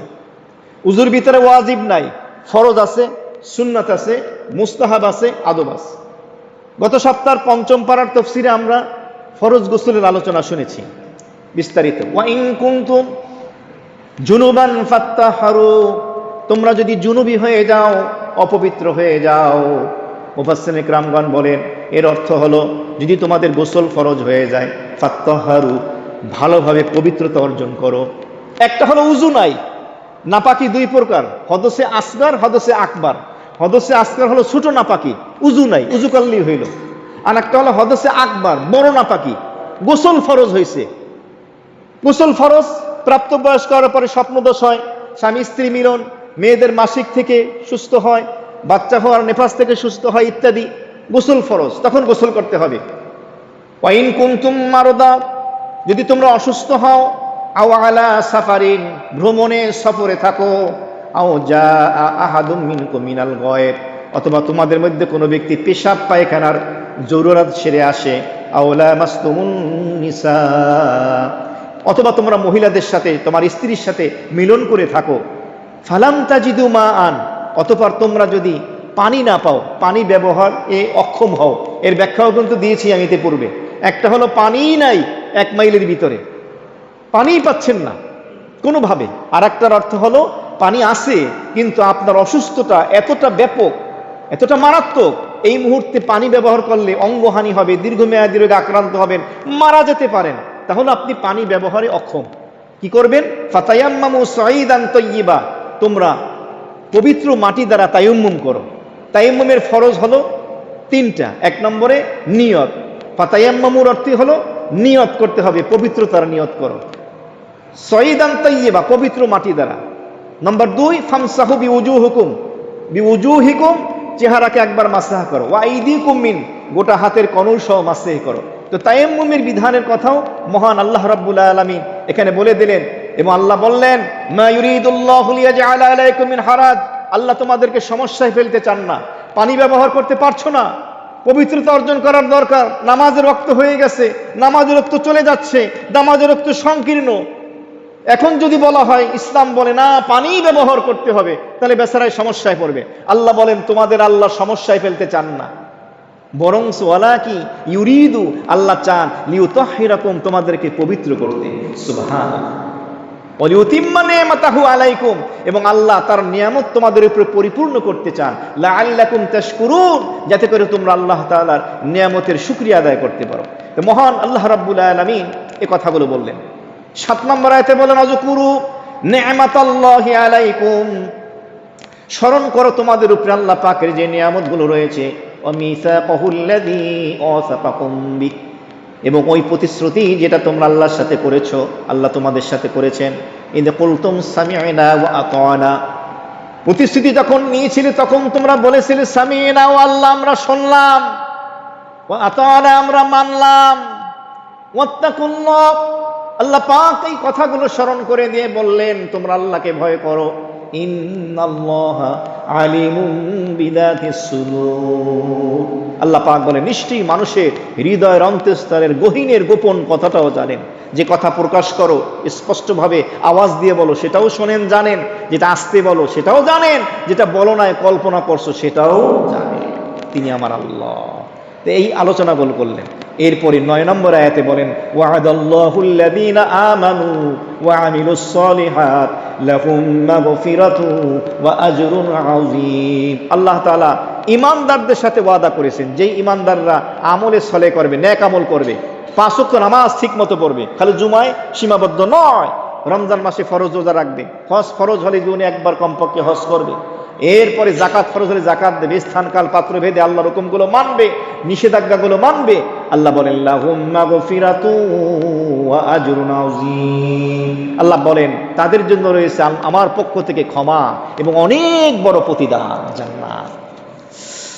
আল্লাহ তাআলা এরপরে কাফেরদের কথা বললেন ওয়াল্লাযীনা কাফারু ওয়া কাযযাবু বিআয়াতিনা উলাইকা আসহাবুল জাহিম। এর বিপরীত যারা কুফরি করবে, আমার নিদর্শনাবলী আয়াতগুলোকে মিথ্যারোপ করবে, অস্বীকার করবে, আল্লাহ পাক বলেন এরা হলো জাহান্নামের অধিবাসী। বলেন নাউযুবিল্লাহ। তো এই আলোচনাগুলো মহান আল্লাহ রাব্বুল আলামিন 6ষ্ঠ পারায় সূরা মায়েদার ভিতরে করেছেন। এমনিভাবে বনী ইসরাঈলের কথাও আল্লাহ রাব্বুল আলামিন এখানে নিয়ে আসছেন, যে তাদের কাছ থেকেও আমি প্রতিশ্রুতি নিয়েছিলাম, ওয়াদাবদ্ধ করেছিলাম যে তোমরা নামাজ কায়েম করবে, আকামতুমুস সালাহ ওয়া আতাইতুমুজ যাকাত, যাকাত প্রদান করবে, ওয়া আমানতুম বিরুসুলি, আমার রসুলের উপরে তোমরা ঈমান আনবা, তাকে সাহায্য সহযোগিতা করবা, মানুষকে কর্জে হাসানা, সুদবিহীন ঋণ দেবা বিপদ আপদে। আল্লাহ বলেন এই কাজগুলো যদি করো লাউ কাফিরান্না আনকুম সাইয়্যাতিকুম, অবশ্যই অবশ্যই আমি তোমাদের সমস্ত গুনাহ মাফ করে দেব। সুবহানাল্লাহ। ওয়া উদখিলান্নাকুম জান্নাতিন তাজরি মিন তাহতিহাল আনহার, এবং তোমাদের জন্য আমি প্রস্তুত করে রেখেছি এমন জান্নাত যেখানে ঝর্ণা প্রশবন এভাবে প্রবাহিত হচ্ছে তার পাদদেশ দিয়ে। আল্লাহ পাক এই কথাগুলো বললেন। এমনিভাবে মহান আল্লাহ রাব্বুল আলামিন খ্রিস্টানদের কথা বলেছেন সূরা মায়েদার 14 নম্বর আয়াত, ওয়ামিনাল্লাযীনা ক্বালু ইন্না নাসারা আখাযনা মিসাকাহুম ফানাসু হাজ্জাম মিম্মা যুক্কিরু বি। আল্লাহ পাক বলেন ওই সমস্ত লোকদের মধ্যে থেকে যারা বলে নিশ্চয়ই আমরা হলেন নাসারা, আমরা হলাম খ্রিস্টান, আল্লাহ পাক বলেন তাদের কাছ থেকে আমি ওয়াদা প্রতিশ্রুতি নিয়েছিলাম, কিন্তু তারা সেগুলো ভুলে গিয়েছে। তাদেরকে স্মরণ করে দেওয়ার পরও আল্লাহ পাক বলেন ফাআগরাইনা বাইনাহুমুল আদাওয়াতা ওয়াল বাগদা ইলা ইয়াউমিল কিয়ামা, কিয়ামত পর্যন্ত তাদের মধ্যে শত্রুতা এবং বিদ্বেষ ছড়িয়ে দেওয়া হলো। ওয়া সাওফা ইউনাব্বিউহুমুল্লাহু বিমা কানু ইয়াসনাউন, তারা যে অন্যায় কর্মকাণ্ডগুলো করতেছে এই সম্পর্কে আল্লাহ তাদেরকে অচিরেই অবগত করাবেন। এভাবে আল্লাহ রাব্বুল আলামিন আহলে কিতাবদেরকে সম্বোধন করে বলছেন ইয়া আহলাল কিতাব কদ জাআকুম রাসূলুনা ইউবাইয়িনু লাকুম, হে আহলে কিতাব যারা আছো তোমাদের কাছে নিশ্চয়ই আমার রাসূল আসছে, তোমাদের কাছে সুস্পষ্টভাবে বর্ণনা করেছে। এভাবে নাম ধরে ধরে মহান আল্লাহ রাব্বুল আলামিন বলেন ইহদি বিহিল্লাহু মান ইত্তাবা'a রিদওয়ানাহু সুবুলাস সালাম ওয়া ইখরিজুহুম মিনাজ যুলুমাতি ইলান নূরি বিইذনিহি ওয়া ইয়াহদিহিম ইলা সিরাতিন মুস্তাকিম। আল্লাহ তাআলা এর মাধ্যমে যারা তার সন্তুষ্টির পথ তালাশ করে আল্লাহ পাক নিরাপত্তা এবং শান্তির পথে তাদের পরিচালিত করেন, অন্ধকার থেকে আলোর দিকে আনেন, কুফর এবং শিরক থেকে ঈমানের পথে নিয়ে আসেন আল্লাহ তার নিজ আদেশে, এবং তাদেরকে সিরাতে মুস্তাকিমের দিকে সঠিক পথ প্রদর্শন করেন। যে এই কথাগুলো মহান আল্লাহ রাব্বুল আলামিন 6ষ্ঠ পারায় সূরা মায়েদায় করেছেন। এমনিভাবে ইহুদি এবং খ্রিস্টানদের একটা দাবি ছিল, ভ্রান্ত দাবি। 6ষ্ঠ পারার এভাবে 18 নম্বর আয়াতে সেটা আলোচিত হয়েছে। ওয়াকালাতিল ইয়াহুদু ওয়ান নাসারা নাহনু আবনাউল্লাহি ওয়া আহিব্বাউহ, ইহুদি এবং খ্রিস্টানরা বলে আমরা আল্লাহর সন্তান, বলেন নাউযুবিল্লাহ, এবং তারা বলে আমরা আল্লাহর প্রিয় পাত্র। ওয়া আহিব্বাউহ কুল ফালিমা ইউআযযিবুকুম বিযুনুবিকুম, আল্লাহ তাআলা বলেন হে নবী ওদেরকে জিজ্ঞান্ত বলেন তো, যদি তোমরা আল্লাহর সন্তান হও, প্রিয় পাত্র হও, আপনজনই হও, তাহলে তোমাদের এই অপরাধের কারণে, ভ্রান্ত আকীদার কারণে আল্লাহ তোমাদের শাস্তি কেন দেবেন? তার মানে বোঝা গেল তোমাদের এই দাবি কি ঠিক না, ভুল। বাল আনতুম বাশারুম মিম্মান খলাক, বরং তোমরা আল্লাহর সন্তান নও, তোমরা হলে আল্লাহর সৃষ্টি, তোমরা হলো মানুষ। অন্যান্য সৃষ্টির মতো। ইয়াগফিরু লিমান ইয়াশা ওয়া ইউআযযিবু মান ইয়াশা, আল্লাহ পাক যাকে চান ক্ষমা করেন, যাকে চান শাস্তি দেন। ওয়ালিল্লাহি মুলকুস সামাওয়াতি ওয়াল আরদি ওয়া মা বাইনাহুমা ওয়া ইলাইহিল মাসির, আসমান জমিনে যা কিছু আছে, এর মাঝখানে যা আছে, সব কিছুর মালিক একচ্ছত্র আধিপত্য এক আল্লাহর, তার কাছেই সকলকে একদিন প্রত্যাবর্তন করতে হবে। তাহলে ইহুদি খ্রিস্টানদের এই ধর্মীয় আকীদা যে বিশ্বাস ভ্রান্ত, এই কথাটাও এখানে তুলে দেওয়া হলো যে তোমরা তোমাদের আকীদা ঠিক করো। সুতরাং মুসলমান নামদারি কিছু মুসলমান আছে, খালি দাবি করলেই হবে না যে আমরা আল্লাহর প্রিয় বান্দা। তাদের আকীদা ধর্মীয় বিশ্বাসকে ঠিক করতে হবে, এমনিভাবে তাদের আমলকেও সংশোধন করতে হবে, তা না হলে তারা ক্ষতিগ্রস্ত হবে। এমনিভাবে ষষ্ঠ পারায় সূরা মায়েদায় 24 নম্বর আয়াতে বলা হয়েছে, ক্বালু ইয়া মূসা ইন্না লান নাদখুলাহা আবাদাম মা দামু ফিহা। বনী ইসরাঈল মূসাকে বলেছিল, হে মূসা, নিশ্চয়ই আমরা প্রবেশ করব না যতক্ষণ পর্যন্ত এখানে ওই সম্প্রদায় আছে। ফাযহাব আনতা রব্বুকা, ও মূসা তুমি এবং তোমার রব যাও, গিয়ে ফাকাতিলা, তোমরা যুদ্ধ করো তাদের সাথে। ইন্না হা হুনা কায়িদুন, আমরা এখানে বসে রইলাম। এরকম রকম অন্যায়মূলক কথা তারা বলতো এবং পয়গম্বরের সাথে তারা বেয়াদবি করত। তখন মূসা আলাইহিস সালাম বললেন, দোয়া করলেন, ক্বালা রাব্বি ইন্নী লা আমলিকু ইল্লা নাফসি ওয়া আখী ফাফরুক বাইনানা বাইনাল কওমিল ফাসিকিন। ও আমার প্রতিপালক আল্লাহ, আমি আমার নিজের মালিক না, আমার ভাইরও মালিক না, আপনি আমাদের সবার মালিক। মূসার ভাই হারুন আলাইহিস সালাম, সুতরাং আপনি আমার ভাই এবং আমার মাঝখানে আর এই ফাসিক সম্প্রদায়ের মাঝখানে একটা পার্থক্য নির্ণয় করে দেন। এরা তো কথা শোনে না, বেয়াদব। তো আল্লাহ রাব্বুল আলামিন এভাবে তাদেরকে উদ্ভ্রান্তের মতো এইভাবে তাদেরকে একটা উপত্যকার ভিতরে, একটা জমিনের ভিতরে ঘুরাইলেন 40টা বছর পর্যন্ত এই বনী ইসরাঈলকে। এভাবে একথা কেন আলোচিত হয়েছে। এরপরে সূরা মায়েদার 27 নম্বর আয়াতে মহান আল্লাহ রাব্বুল আলামিন আলোচনা করেছেন আদম আলাইহিস সালামের 2 সন্তান হাবিল এবং কাবিলের ঐতিহাসিক ঘটনা। জুমায় আমি আলোচনা করেছি কোরবানি সংক্রান্ত যত আলোচনা আছে, পৃথিবীর ইতিহাসে সর্বপ্রথম কোরবানি প্রতি বছর জিলহজ মাসের 10, 11, 12 তারিখের 3 দিনের কোরবানি, এর ইতিহাস তাফসীর করে কোরআনে কারীম থেকে, সূরা সাফফাত থেকে, সূরা মায়েদা থেকে বিস্তারিত আমি আলোচনা করেছি। এবং কোরবানি সংক্রান্ত যত মাসাইল আছে সব হয়ে গেছে, আলোচনা করা হয়ে গেছে। তো এই 27 নম্বর আয়াত ওই বিষয়টা আসছে, ওয়াতলু আলাইহিম নাবা আবনাই আদাম বিল হক ইয ক্বাররাবা কুরবানান ফাতাকাব্বালা মিন আহাদিহিমা ওয়া লাম ইউতাকাব্বাল মিনাল আখার ক্বালা লা আকতুলান্নাক ক্বালা ইন্নামা ইয়াতাকাব্বালুল্লাহু মিনাল মুত্তাকিন। 2 মিনিটে একদম সংক্ষেপে বলে দিচ্ছি। আদম আলাইহিস সালাম, হাওয়া আলাইহিস সালাম পৃথিবীতে আসলেন, তাদের ঐরসে এক এক জোড়া সন্তান হইতো, একটা ছেলে একটা মেয়ে, আবার একটা ছেলে একটা মেয়ে।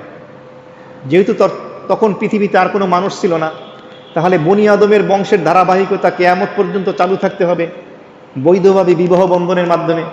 জরুরতের কারণে, প্রয়োজনের খাতিরে আল্লাহর পক্ষ থেকে আদম আলাইহিস সালামের শরীয়তের বিধান ছিল প্রথমবার যে ছেলে এবং মেয়ে একত্রে জন্ম নেবে তারা পরস্পর সহোদর, আপন ভাই বোন। দ্বিতীয়বার আবার যারা জন্ম নেবে তারা পরস্পর, কিন্তু আগের জনের সাথে তারা পরস্পর না। তার মানে এই জোড়ার ছেলে পরের জোড়ার মেয়েকে, পরের জোড়ার ছেলে আগের জোড়ার মেয়েকে বিয়ে করতে পারবে, এই বিধান তৎকালীন সময় ছিল। এই বিধান অনুযায়ী হাবিল বিয়ে করবে কাবিলের বোনকে, কাবিল বিয়ে করবে হাবিলের বোনকে। ঘটনাক্রমে দেখা গেল যে কাবিলের বোন হলো সুন্দরী সুশ্রী, আর হাবিলের বোন হলো কুশ্রী, দেখতে কদাচিৎ। এখন কাবিল বলতেছে, না আমি হাবিলের বোনকে বিয়ে করবো না, আমি আমার নিজেরটারই করবো। আদম আলাইহিস সালাম বললেন, না এটা তো আল্লাহর পক্ষ থেকে নিষেধ, হারাম, তোমাকে হাবিলের বোন কি করতে হবে। কাবিল মানতেই চায় না। তখন আদম আলাইহিস সালাম বললেন, তাহলে তোমরা কোরবানি পেশ করো, যার কোরবানি কবুল হবে তারটা গ্রহণযোগ্য হবে। হাবিল পশুপালন করত, সে একটা হৃষ্টপুষ্ট একটা প্রাণী, একটা দুম্বা, এভাবে কোরবানির জন্য পেশ করলো। আর কাবিল কৃষিকাজ করত, কিছু ফসল পেশ করলো। নিয়ম ছিল তখনকার সময় কোরবানি কবুল হওয়ার, গায়েব থেকে অদৃশ্য আকস্মিক একটা অগ্নিকুণ্ড এসে যার কোরবানির বস্তুকে স্পর্শ করত বা ভস্মীভূত করে দিত, জ্বালিয়ে দিত, তার কোরবানি কবুল হয়েছে। ঘটনাক্রমে দেখা গেল হাবিলের প্রাণীকে অদৃশ্য আগুন স্পর্শ করেছে, তাহলে হাবিলেরটা কবুল হয়েছে, কাবিলটা কবুল হয় নাই। যখন কবুল হয় নাই তখন হাবিল বলতেছে, কাবিল হাবিলকে বলতেছে কি, সে বলতেছে যে ক্বালা লা আকতুলান্নাক, আমি তোমাকে হত্যা করব। ভাই ভাইরে বলতেছে, আমি তোমাকে হত্যা করব। তখন হাবিল বলল, ইন্নামা ইয়াতাকাব্বালুল্লাহু মিনাল মুত্তাকিন, আল্লাহ তো যারা মুত্তাকি, আল্লাহকে যারা মন থেকে ভয় করে তাদের কুরবানি কবুল করে। এরপরে বলল, লা ইন বাসাত্তা ইলাইয়া ইয়াদাকা লিতাকতুলানি, সময় লাগবে অনেক, খুব সংক্ষেপে বলে দিই। হাবিল কাবিলকে বলল, তুমি আমাকে হত্যা করার জন্য যদি তোমার হাতকে সম্প্রসারিত করো, আমি তোমাকে হত্যা করার জন্য আমার হাত তোমার দিকে নেব না, কারণ আমি মহান আল্লাহ রাব্বুল আলামিনকে ভয় করি। যাই হোক, এক পর্যায়ে এই কাবিল তার ভাই হাবিলকে হত্যা করে ফেলল। এই জন্য এক বর্ণনা আসছে, কিয়ামত পর্যন্ত অন্যায়ভাবে যত হত্যাকাণ্ড সংঘটিত হবে, একটা করে গুনাহ কাবিলের আমলনামায় যাবে, কারণ সেই হত্যা কাজের প্রথম সূচনা করেছে, শুরু করেছে। হত্যা করার পরে তখনকার সময় তো মারা গেলে কি করতে হয় কেউ জানে না। কাবিল কানতে আছে মৃত হাবিল নিয়া, তো কোরআনে কারিমে আল্লাহ সে আলোচনা করেছেন, যখন কান্নাকাটি করতেছে সূরা মায়েদার 31 নম্বর আয়াতে, আবাআসাল্লাহু গুরাবাই, আল্লাহ একটা কাক পাঠিয়ে দিলেন। কাক, আমরা যে কাউয়া বলি, কাক, কাক আসলো, দুইটা কাক আসলো, আইসা মারামারি করলো, একটা মরে গেল। তো যেটা মারা গেল, জীবিত কাকটা কি করলো, তার পা দিয়ে বালু মাটু সরাইলো, সরাইয়া মৃত কাকটারে রেখে তারপরে ওই বালু দিয়ে মাটি দিয়ে ঢেকে দিল। এইটা আবার দেখতেছে কাবিল, যে কিভাবে মারা গেলে কবর দিতে হয়। তখন এই কাকের কাছ থেকে এটা শিখে গিয়ে সে বলল, হায় রে, আমি তো এই কাকের থেকেও অপারক, তার থেকেও দুর্বল। এভাবে সে নিজেকে পেশ করলো। এরপর সে তার ভাইকে এইভাবে সে কবর দিল আর কি। তো যাই হোক, এই আলোচনাটা এখানে হয়েছে। এখানে একটি গুরুত্বপূর্ণ আলোচনা করা হয়েছে ষষ্ঠ পারায় সূরা মায়েদার 32 নম্বর আয়াতে। সেটা কি, মান কতালান নাফসান বিগাইরি নাফস আও ফাসাদিন ফিল আরদি, সেটা হলো যেই ব্যক্তি কোনো ব্যক্তিকে অন্যায়ভাবে হত্যা করবে বা জমিনে বিশৃঙ্খলা তৈরি করবে, ফাকা আন্নামা কতালান নাসা জামিয়া, একটা মানুষকে অন্যায়ভাবে যদি হত্যা করে, গোটা পৃথিবীর সমস্ত মানুষকে হত্যা করলে যেই গুনাহ হবে সেই পরিমাণ গুনাহ তার হবে। নাউজুবিল্লাহ। ওমান আহিয়াহা ফাকা আন্নামা আহিয়ান নাসা জামিয়া, কোনো ব্যক্তি যদি কোনো ব্যক্তির জীবন বাঁচায়, জীবন তো আল্লাহই বাঁচায়, কিন্তু আপনি মাধ্যম হলেন, তাহলে গোটা পৃথিবীর সমস্ত বিপদগ্রস্ত মানুষকে জীবন বাঁচালে যেই সওয়াব হইতো, ওই সওয়াব আল্লাহ আপনাকে দান করবেন। সুবহানাল্লাহ। অন্যায় করলেও শাস্তি বড়, আর নেকি করলেও কি অনেক বড় নেকি, এই কথাগুলো বললেন। ঠিক এমনিভাবে মহান আল্লাহ রাব্বুল আলামিন এখানে আরো অনেক অপরাধীর শাস্তি কি হবে সে আলোচনা করেছে। ইন্নামা জাযাউল্লাযীনা ইউহারিবুনাল্লাহ রাসূলা ওয়া ইয়াসআউনা ফিল আরদি ফাসাদা, যে দ্বারা আল্লাহ আল্লাহর রাসূলের বিরুদ্ধাচরণ করে, আল্লাহ আল্লাহর রাসূলের বিরুদ্ধে যুদ্ধ ঘোষণা করে, বিদ্রোহ করে, জমিনের ভিতরে বিশৃঙ্খলা তৈরি করে, সন্ত্রাসী কর্মকাণ্ড করে, চোর ডাকাত বিদ্রোহী যারা আছেন, এদের অপরাধ কি, এদের শাস্তি কি হবে, সেই শাস্তির কথা বলা হয়েছে। কোন কোন অপরাধ এমন যে দুনিয়াতে তার শাস্তি কি হবে, তার ডান হাত বাম পা বা বাম হাত ডান পা বিপরীত দিক থেকে অঙ্গ কর্তন করা হবে, এই শাস্তির কথা এখানে বলা হয়েছে। এটা হলো দুনিয়ার লাঞ্ছনা। যালিকা লাহুম খিজগুন ফিল হায়াতি ফিদ দুনিয়া, এটা দুনিয়ার, ওয়া লাহুম ফিল আখিরাতি আযাবুন আযীম, আখিরাতের থেকে বড় শাস্তি অপেক্ষমান রয়েছে। এমনি ভাবে আল্লাহ তাআলা বলেছেন, ইয়া আইয়ুহাল্লাযীনা আমানুত্তাকুল্লাহ, হে ঈমানদাররা আল্লাহকে ভয় করো, ওয়াবতাগু ইলাইহিল ওয়াসিলা, আল্লাহর কাছে ওসিলা খোঁজো, ওয়াজাহিদু ফি সাবিলিহি, এবং আল্লাহর রাস্তায় তোমরা মুজাহাদা জিহাদ করো, লাআল্লাকুম তুফলিহুন, যাতে করে তোমরা সফলতা লাভ করতে পারো। সুতরাং তোমরা যদি এমন কোন অপরাধ করো যে অপরাধের শাস্তি এত জঘন্যতম, গোটা পৃথিবীর মালিকও যদি বানিয়ে দেওয়া হয়, তার সমপরিমাণ সম্পদের মালিকও যদি বানিয়ে দেওয়া হয়, কি হবে না? আল্লাহ পাক সেখানে বলে দিলেন, লিয়াফতাদু বিহি মিন আযাবি ইয়াউমিল কিয়ামা মা তুকবিলা মিনহুম, সেই কিয়ামতের ময়দানে তুমি যে দুনিয়াতে অন্যায়ভাবে কাউকে হত্যা করেছো, মানুষের ক্ষতি করেছো, গোটা পৃথিবী তার সমপরিমাণ সম্পদের মালিকও যদি হও সেদিন, আর সেটা যদি মুক্তিপণ হিসাবে দাও আযাবের ফেরেশতারে, যে আমারে মাফ করে দেন, রিমান্ডের মাইট যেমন মাফ চায়, মাফ হয় টাকা পাঠাইলে অ্যাকাউন্টে, মা তুকবিলা মিনহুম, আল্লাহ বলেন সেটা সেদিন কবুল হবে না। কারণ দুনিয়ার যারা আছেন প্রশাসনের লোক, পুলিশের লোক, এরা ঘুষ খায়, রিমান্ডে ফেরেশতারা কি খায় না, ঘুষ খায় না, কাজ হবে না। ওয়ালাহুম আযাবুন আলীম, তাদের জন্য রয়েছে যন্ত্রণাদায়ক শাস্তি। এই কথাগুলো বলেছেন। এমনিভাবে 6 নম্বর পারায় সূরা মায়েদায় 38 নম্বর আয়াতে চোর করলে কি শাস্তি, চুরি করলে, ওয়াসারিকু ওয়াসারিকাতু ফাকতাউ আইদিয়াহুমা জাযাআম বিমা কাসাবা নাকালাম মিনাল্লাহ আল্লাহু আজিজুন হাকীম। চোর এবং চোরিনী, পুরুষ হোক এবং নারী হোক, তারা যদি চুরি করে তাদের হাতটা কেটে দাও। কিন্তু যেই জিনিসটা চুরি করেছে সেটা যে কোনো জিনিস চুরি করলে হবে না। এক হাদিসে আসছে যে হাত কাটা যাবে না, তবে হ্যাঁ 10 দিরহাম মূল্যের যদি হয়, একটা পরিমাণ আছে, এই পরিমাণ টাকা বা তার থেকে, যেটার দাম অনেক, একটা পরিমাণ আছে শরিয়ত কর্তৃক নির্ধারিত, এই পরিমাণ সম্পদ যদি কেউ চুরি করে তখন শাস্তি হলো হাত কাটা। কিন্তু হাত কাটা এটা কোনো মেম্বার চেহারা মানে ব্যক্তি কেন্দ্রিক হবে না। কোনো রাষ্ট্র যদি ইসলামিক রাষ্ট্র হয়, শরিয়া মোতাবেক, কোরআন হাদিস মোতাবেক সেই রাষ্ট্রের সংবিধান হয়, রাষ্ট্রকেন্দ্রিক তার শাস্তি হবে এটা। আজকে কোরআনের বিধান চালু না হওয়ার কারণে একদম নিচু থেকে উপর পর্যন্ত চুরি আর চুরি হয়ে গেছে। আজকে যদি সংসদ ভবনে সংবিধানের ভিতরে এই সূরা মায়েদার 38 নম্বর আয়াতে কারিমার শাস্তি করা হয় যে রাষ্ট্রের যে কোনো ক্ষেত্রে, সরকারি বেসরকারি, যদি এরকমের চুরি করে তাহলে তার হাত কেটে দেওয়া হবে। দেখবেন সমাজ থেকে, রাষ্ট্র থেকে চুরি, ডাকাতি, রাহাজানি, হাইজ্যাক, ছিনতাই, যত ধরনের অপরাধ আছে সব বন্ধ হয়ে যাবে। কিন্তু এই আইন সাংসদরা চাবেন না, চায় না, সচিবরা সচিবালয় চায় না। কেন চায় না? কারণ এই আইন যদি সংসদে বাস্তবায়ন হয়, সংবিধানের অন্তর্ভুক্ত হয়, তাহলে অধিকাংশ সাংসদ সচিবরা হাত সুস্থ নিয়ে বাঁচতে পারবে না, হাত কাটা থাকবে, তাদের নিজের হাত থাকবে না। তো এই জন্য এই আইন তারা চায় না। তো মহান আল্লাহ রাব্বুল আলামিন এই বিষয়গুলো নিয়ে আলোচনা করেছেন। এমনিভাবে রব্বুল আলামিন ষষ্ঠ পারায় সূরায়, আমরা শেষ পর্যায়ে চলে আসছি, মায়েদার ভিতরে আরো গুরুত্বপূর্ণ অনেক বিষয় নিয়ে আলোচনা করেছেন। সময় স্বল্পতার কারণে বিস্তারিত বলা যাচ্ছে না। আরেকটি বিষয় আলোচনা করা হয়েছে, সেটা হলো যে দ্বীন ইসলামকে যেহেতু পরিপূর্ণ করে দেওয়া হয়েছে, সুতরাং তোমরা দ্বীন ইসলামকে পরিপূর্ণ করে দেওয়ার অর্থটা কি, উদ্দেশ্যটা কি? উদ্দেশ্য হলো শরিয়াতের যত বিধানাবলী, কিয়ামত পর্যন্ত নিত্য নতুন যা কিছু সমস্যা দেখা দেবে তার সমাধান কোরআনে আছে, হাদিসের মধ্যে আছে। আর যেই সমস্ত বিষয় কোরআন এবং হাদিসে সরাসরি নাই, কোরআন এবং হাদিসের ভিতরে উসুল নীতিমালা বলে দেওয়া হয়েছে। মুস্তাহিদগণ যারা আছেন, কোরআন এবং হাদিস গবেষণা করে, রিসার্চ করে, নিত্য নতুন যদি কোনো সমস্যা দেখা যায়, অপরাধ দেখা যায়, সেই অপরাধের শাস্তি কি হবে, কোরআন হাদিস গবেষণা রিসার্চ করে সেখান থেকে সেই শাস্তি তারা বের করে আনতে পারবে।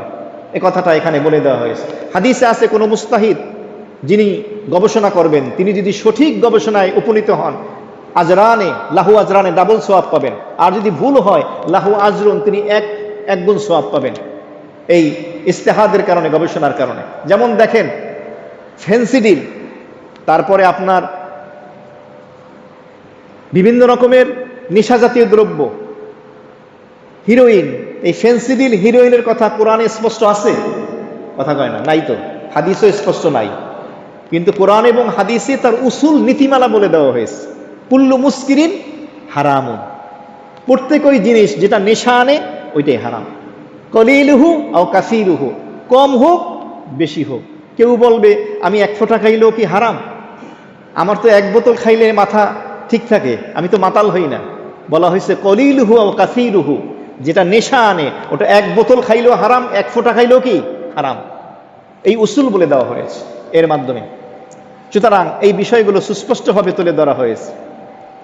এমনিভাবে মহান আল্লাহ রাব্বুল আলামিন ষষ্ঠ পারায় সূরা মায়েদার ভিতরে এই যে চোর, ডাকাত, বিদ্রোহ, অন্যায়মূলক কাজ করলে তাদের শাস্তি দুনিয়াতে কি হবে, এটা কেন রাখলেন? কারণ পৃথিবীর শান্তি এবং নিরাপত্তা যেন কায়েম থাকে, মানুষের জান, মাল, ইজ্জত, আবরু যেন হেফাজত থাকে, কেউ কারো দিকে অন্যায়ভাবে যেন হাত না বাড়ায়, সাহস যেন না পায়, এই জন্য শরিয়াতের এই বিধান রাখা হয়েছে। আর পরকালের শাস্তি তো রয়েই গেছে। এমনিভাবে আল্লাহ তাআলা কুরআনে কারীমের মর্যাদা 104টি আসমানি কিতাবের ভিতরে সব থেকে উপরে এই মর্যাদা দান করা হয়েছে। কারণ কোরআনের ভিতরে একটা মানুষের জীবনের মৌলিক 5টা দিক, একটা হলো আকায়েদ, ধর্মীয় বিশ্বাস, আকিদা, একটা হলো আমাল, আমলসমূহ, 3 নম্বরে হলো মুআমালাত, 4 নম্বরে মুআশারাত, 5 নম্বরে আখলাকিয়াত। ধর্মীয় বিশ্বাস, আমল, লেনদেন, আচার আচরণ এবং চারিত্রিক বিষয়, এই 5টি হলো একটা মানুষের জীবনের মৌলিক ফাউন্ডেশন। আর এই 5টা বিষয় নিয়ে বিস্তারিত সবিস্তারে কোরআনে আলোচনা হয়েছে, যা অন্য কোনো আসমানি গ্রন্থে আলোচনা হয় না। আলোচিত না হওয়ার কারণে কোরআনের মর্যাদা সকল আসমানি কিতাবের উপরে দেওয়া হয়েছে। এমনিভাবে মহান আল্লাহ রাব্বুল আলামিন এই সূরা মায়েদায় ষষ্ঠ পারার শেষের দিকে কাফের, মুশরিক, অমুসলিমদেরকে বন্ধুরূপে গ্রহণ করতে নিষেধ করেছেন। এবং আরেকটি বিষয়ে বলেছেন মহান আল্লাহ রাব্বুল আলামিন যে দেখো আল্লাহ তাআলা কিন্তু তোমাদের মুহতাজ না, আল্লাহ পাক কিন্তু তোমাদের মুখাপেক্ষী নন, তোমরা হলো আল্লাহর মুখাপেক্ষী। সুতরাং সাবধান, তোমরা যদি আল্লাহকে না মানো, আল্লাহ রাব্বুল আলামিন এমন একটা জাতি নিয়ে আসবেন যেই জাতি আল্লাহকে ভালোবাসবে, আল্লাহ তাদেরকে ভালোবাসবে। সুতরাং তোমরা ঠিক হয়ে যাও।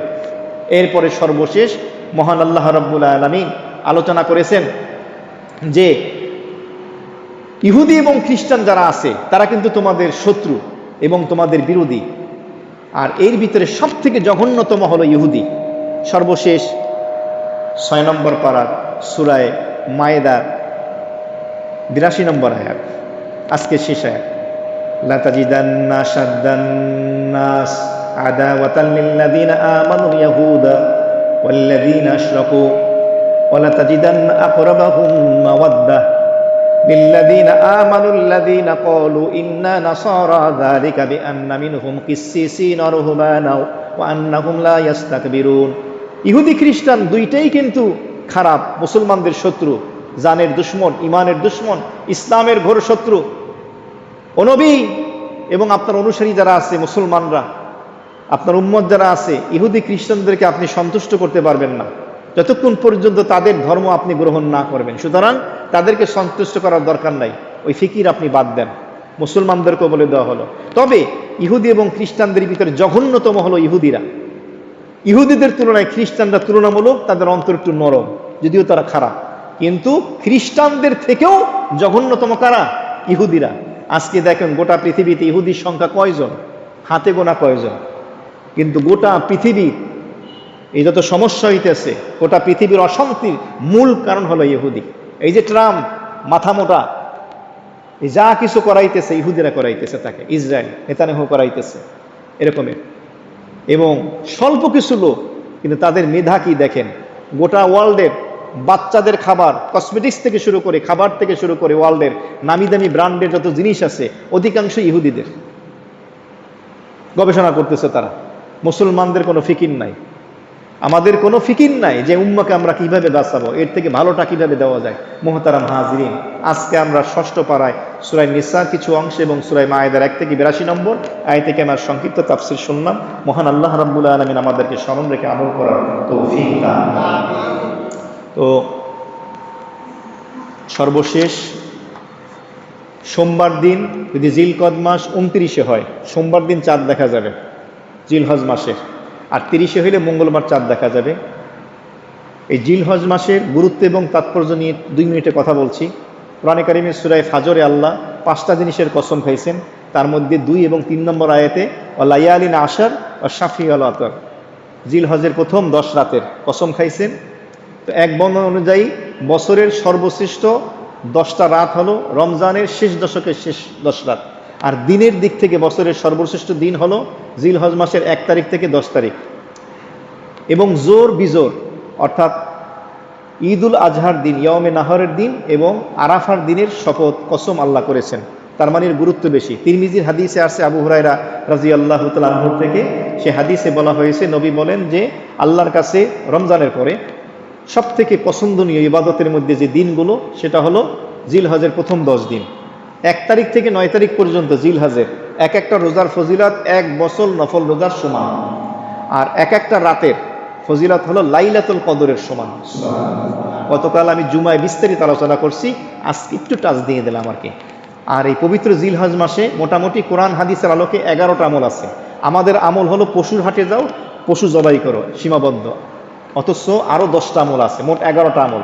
1 নম্বর, জিলহজ মাসের চাঁদ দেখবেন, চেষ্টা করবেন, মাগরিব পড়া পশ্চিম আকাশে তাকাইবেন, দেখা না গেল সুন্নতের আমল করবেন, দোয়াটা মনে থাকলে পড়বেন, তা না হলে চাঁদ দেখার চেষ্টা করা। 2 নম্বরে তাকবীর পড়া, চাঁদ দেখার পরে আল্লাহু আকবার আল্লাহু আকবার লা ইলাহা ইল্লাল্লাহ আল্লাহু আকবার ওয়ালিল্লাহিল হামদ।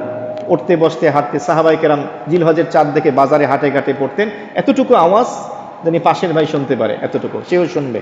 3 নম্বরে, এবং এই 2 নম্বর আমলে আরেকটা আমল আছে, জিলহজের 9 তারিখ যখন আসবে, ফজর থেকে 13 তারিখ আসর, 5 দিন 23 ওয়াক্ত ফরজ নামাজের পরে পুরুষের জন্য উচ্চস্বরে, মা বোন নিম্ন স্বরে একবার এই তাকবীর, ফরজ নামাজের পরে, একা পড়েন জামাতে পড়েন, সফরে থাকেন একামতে থাকেন, পড়তে হবে, ভুলে গেলে শোনালে পড়বেন। 3 নম্বর আমল হলো জিলহজের চাঁদ দেখার পর থেকে নিয়ে জিলহজ মাসের 10 তারিখ আপনার কোরবানির পশু জবাই করার আগ পর্যন্ত হাত পায়ের নখ, নাবির বগলের দেহের অবাঞ্ছিত লোম না কাটা, নবীর হুকুম। এটা সুন্নাত, মুস্তাহাব আমল।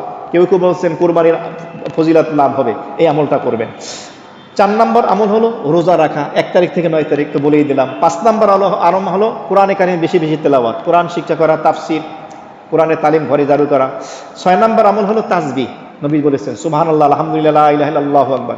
7 নম্বর আমল বেশি বেশি দান করা, সদকা করা, যাকাতও দিতে পারেন। 8 নম্বর আমল হলো বেশি বেশি দোয়া করা, নিজের জন্য, অপরের জন্য, উপস্থিত অনুপস্থিত, এবং যত দোয়া পড়েন, লা হাওলা ওয়ালা কুওয়াতা ইল্লা বিল্লাহ, আল্লাহু আল্লাহু রাব্বি, লা ইলাহা ইল্লা আনতা সুবহানাকা ইন্নী কুনতু মিনাজ জালিমিন, যত দোয়া পড়েন কুরআন হাদিসে। 9 নম্বর আমল হজ ফরজ হলে হজ করা। 10 নম্বর আমল আপনি অন্যকে আপনার সামর্থ্য অনুযায়ী সাহায্য সহায়তা করা। এমনিভাবে 11 নম্বর আমল হলো কোরবানি করা, যদি কোরবানি ফরজ হয়।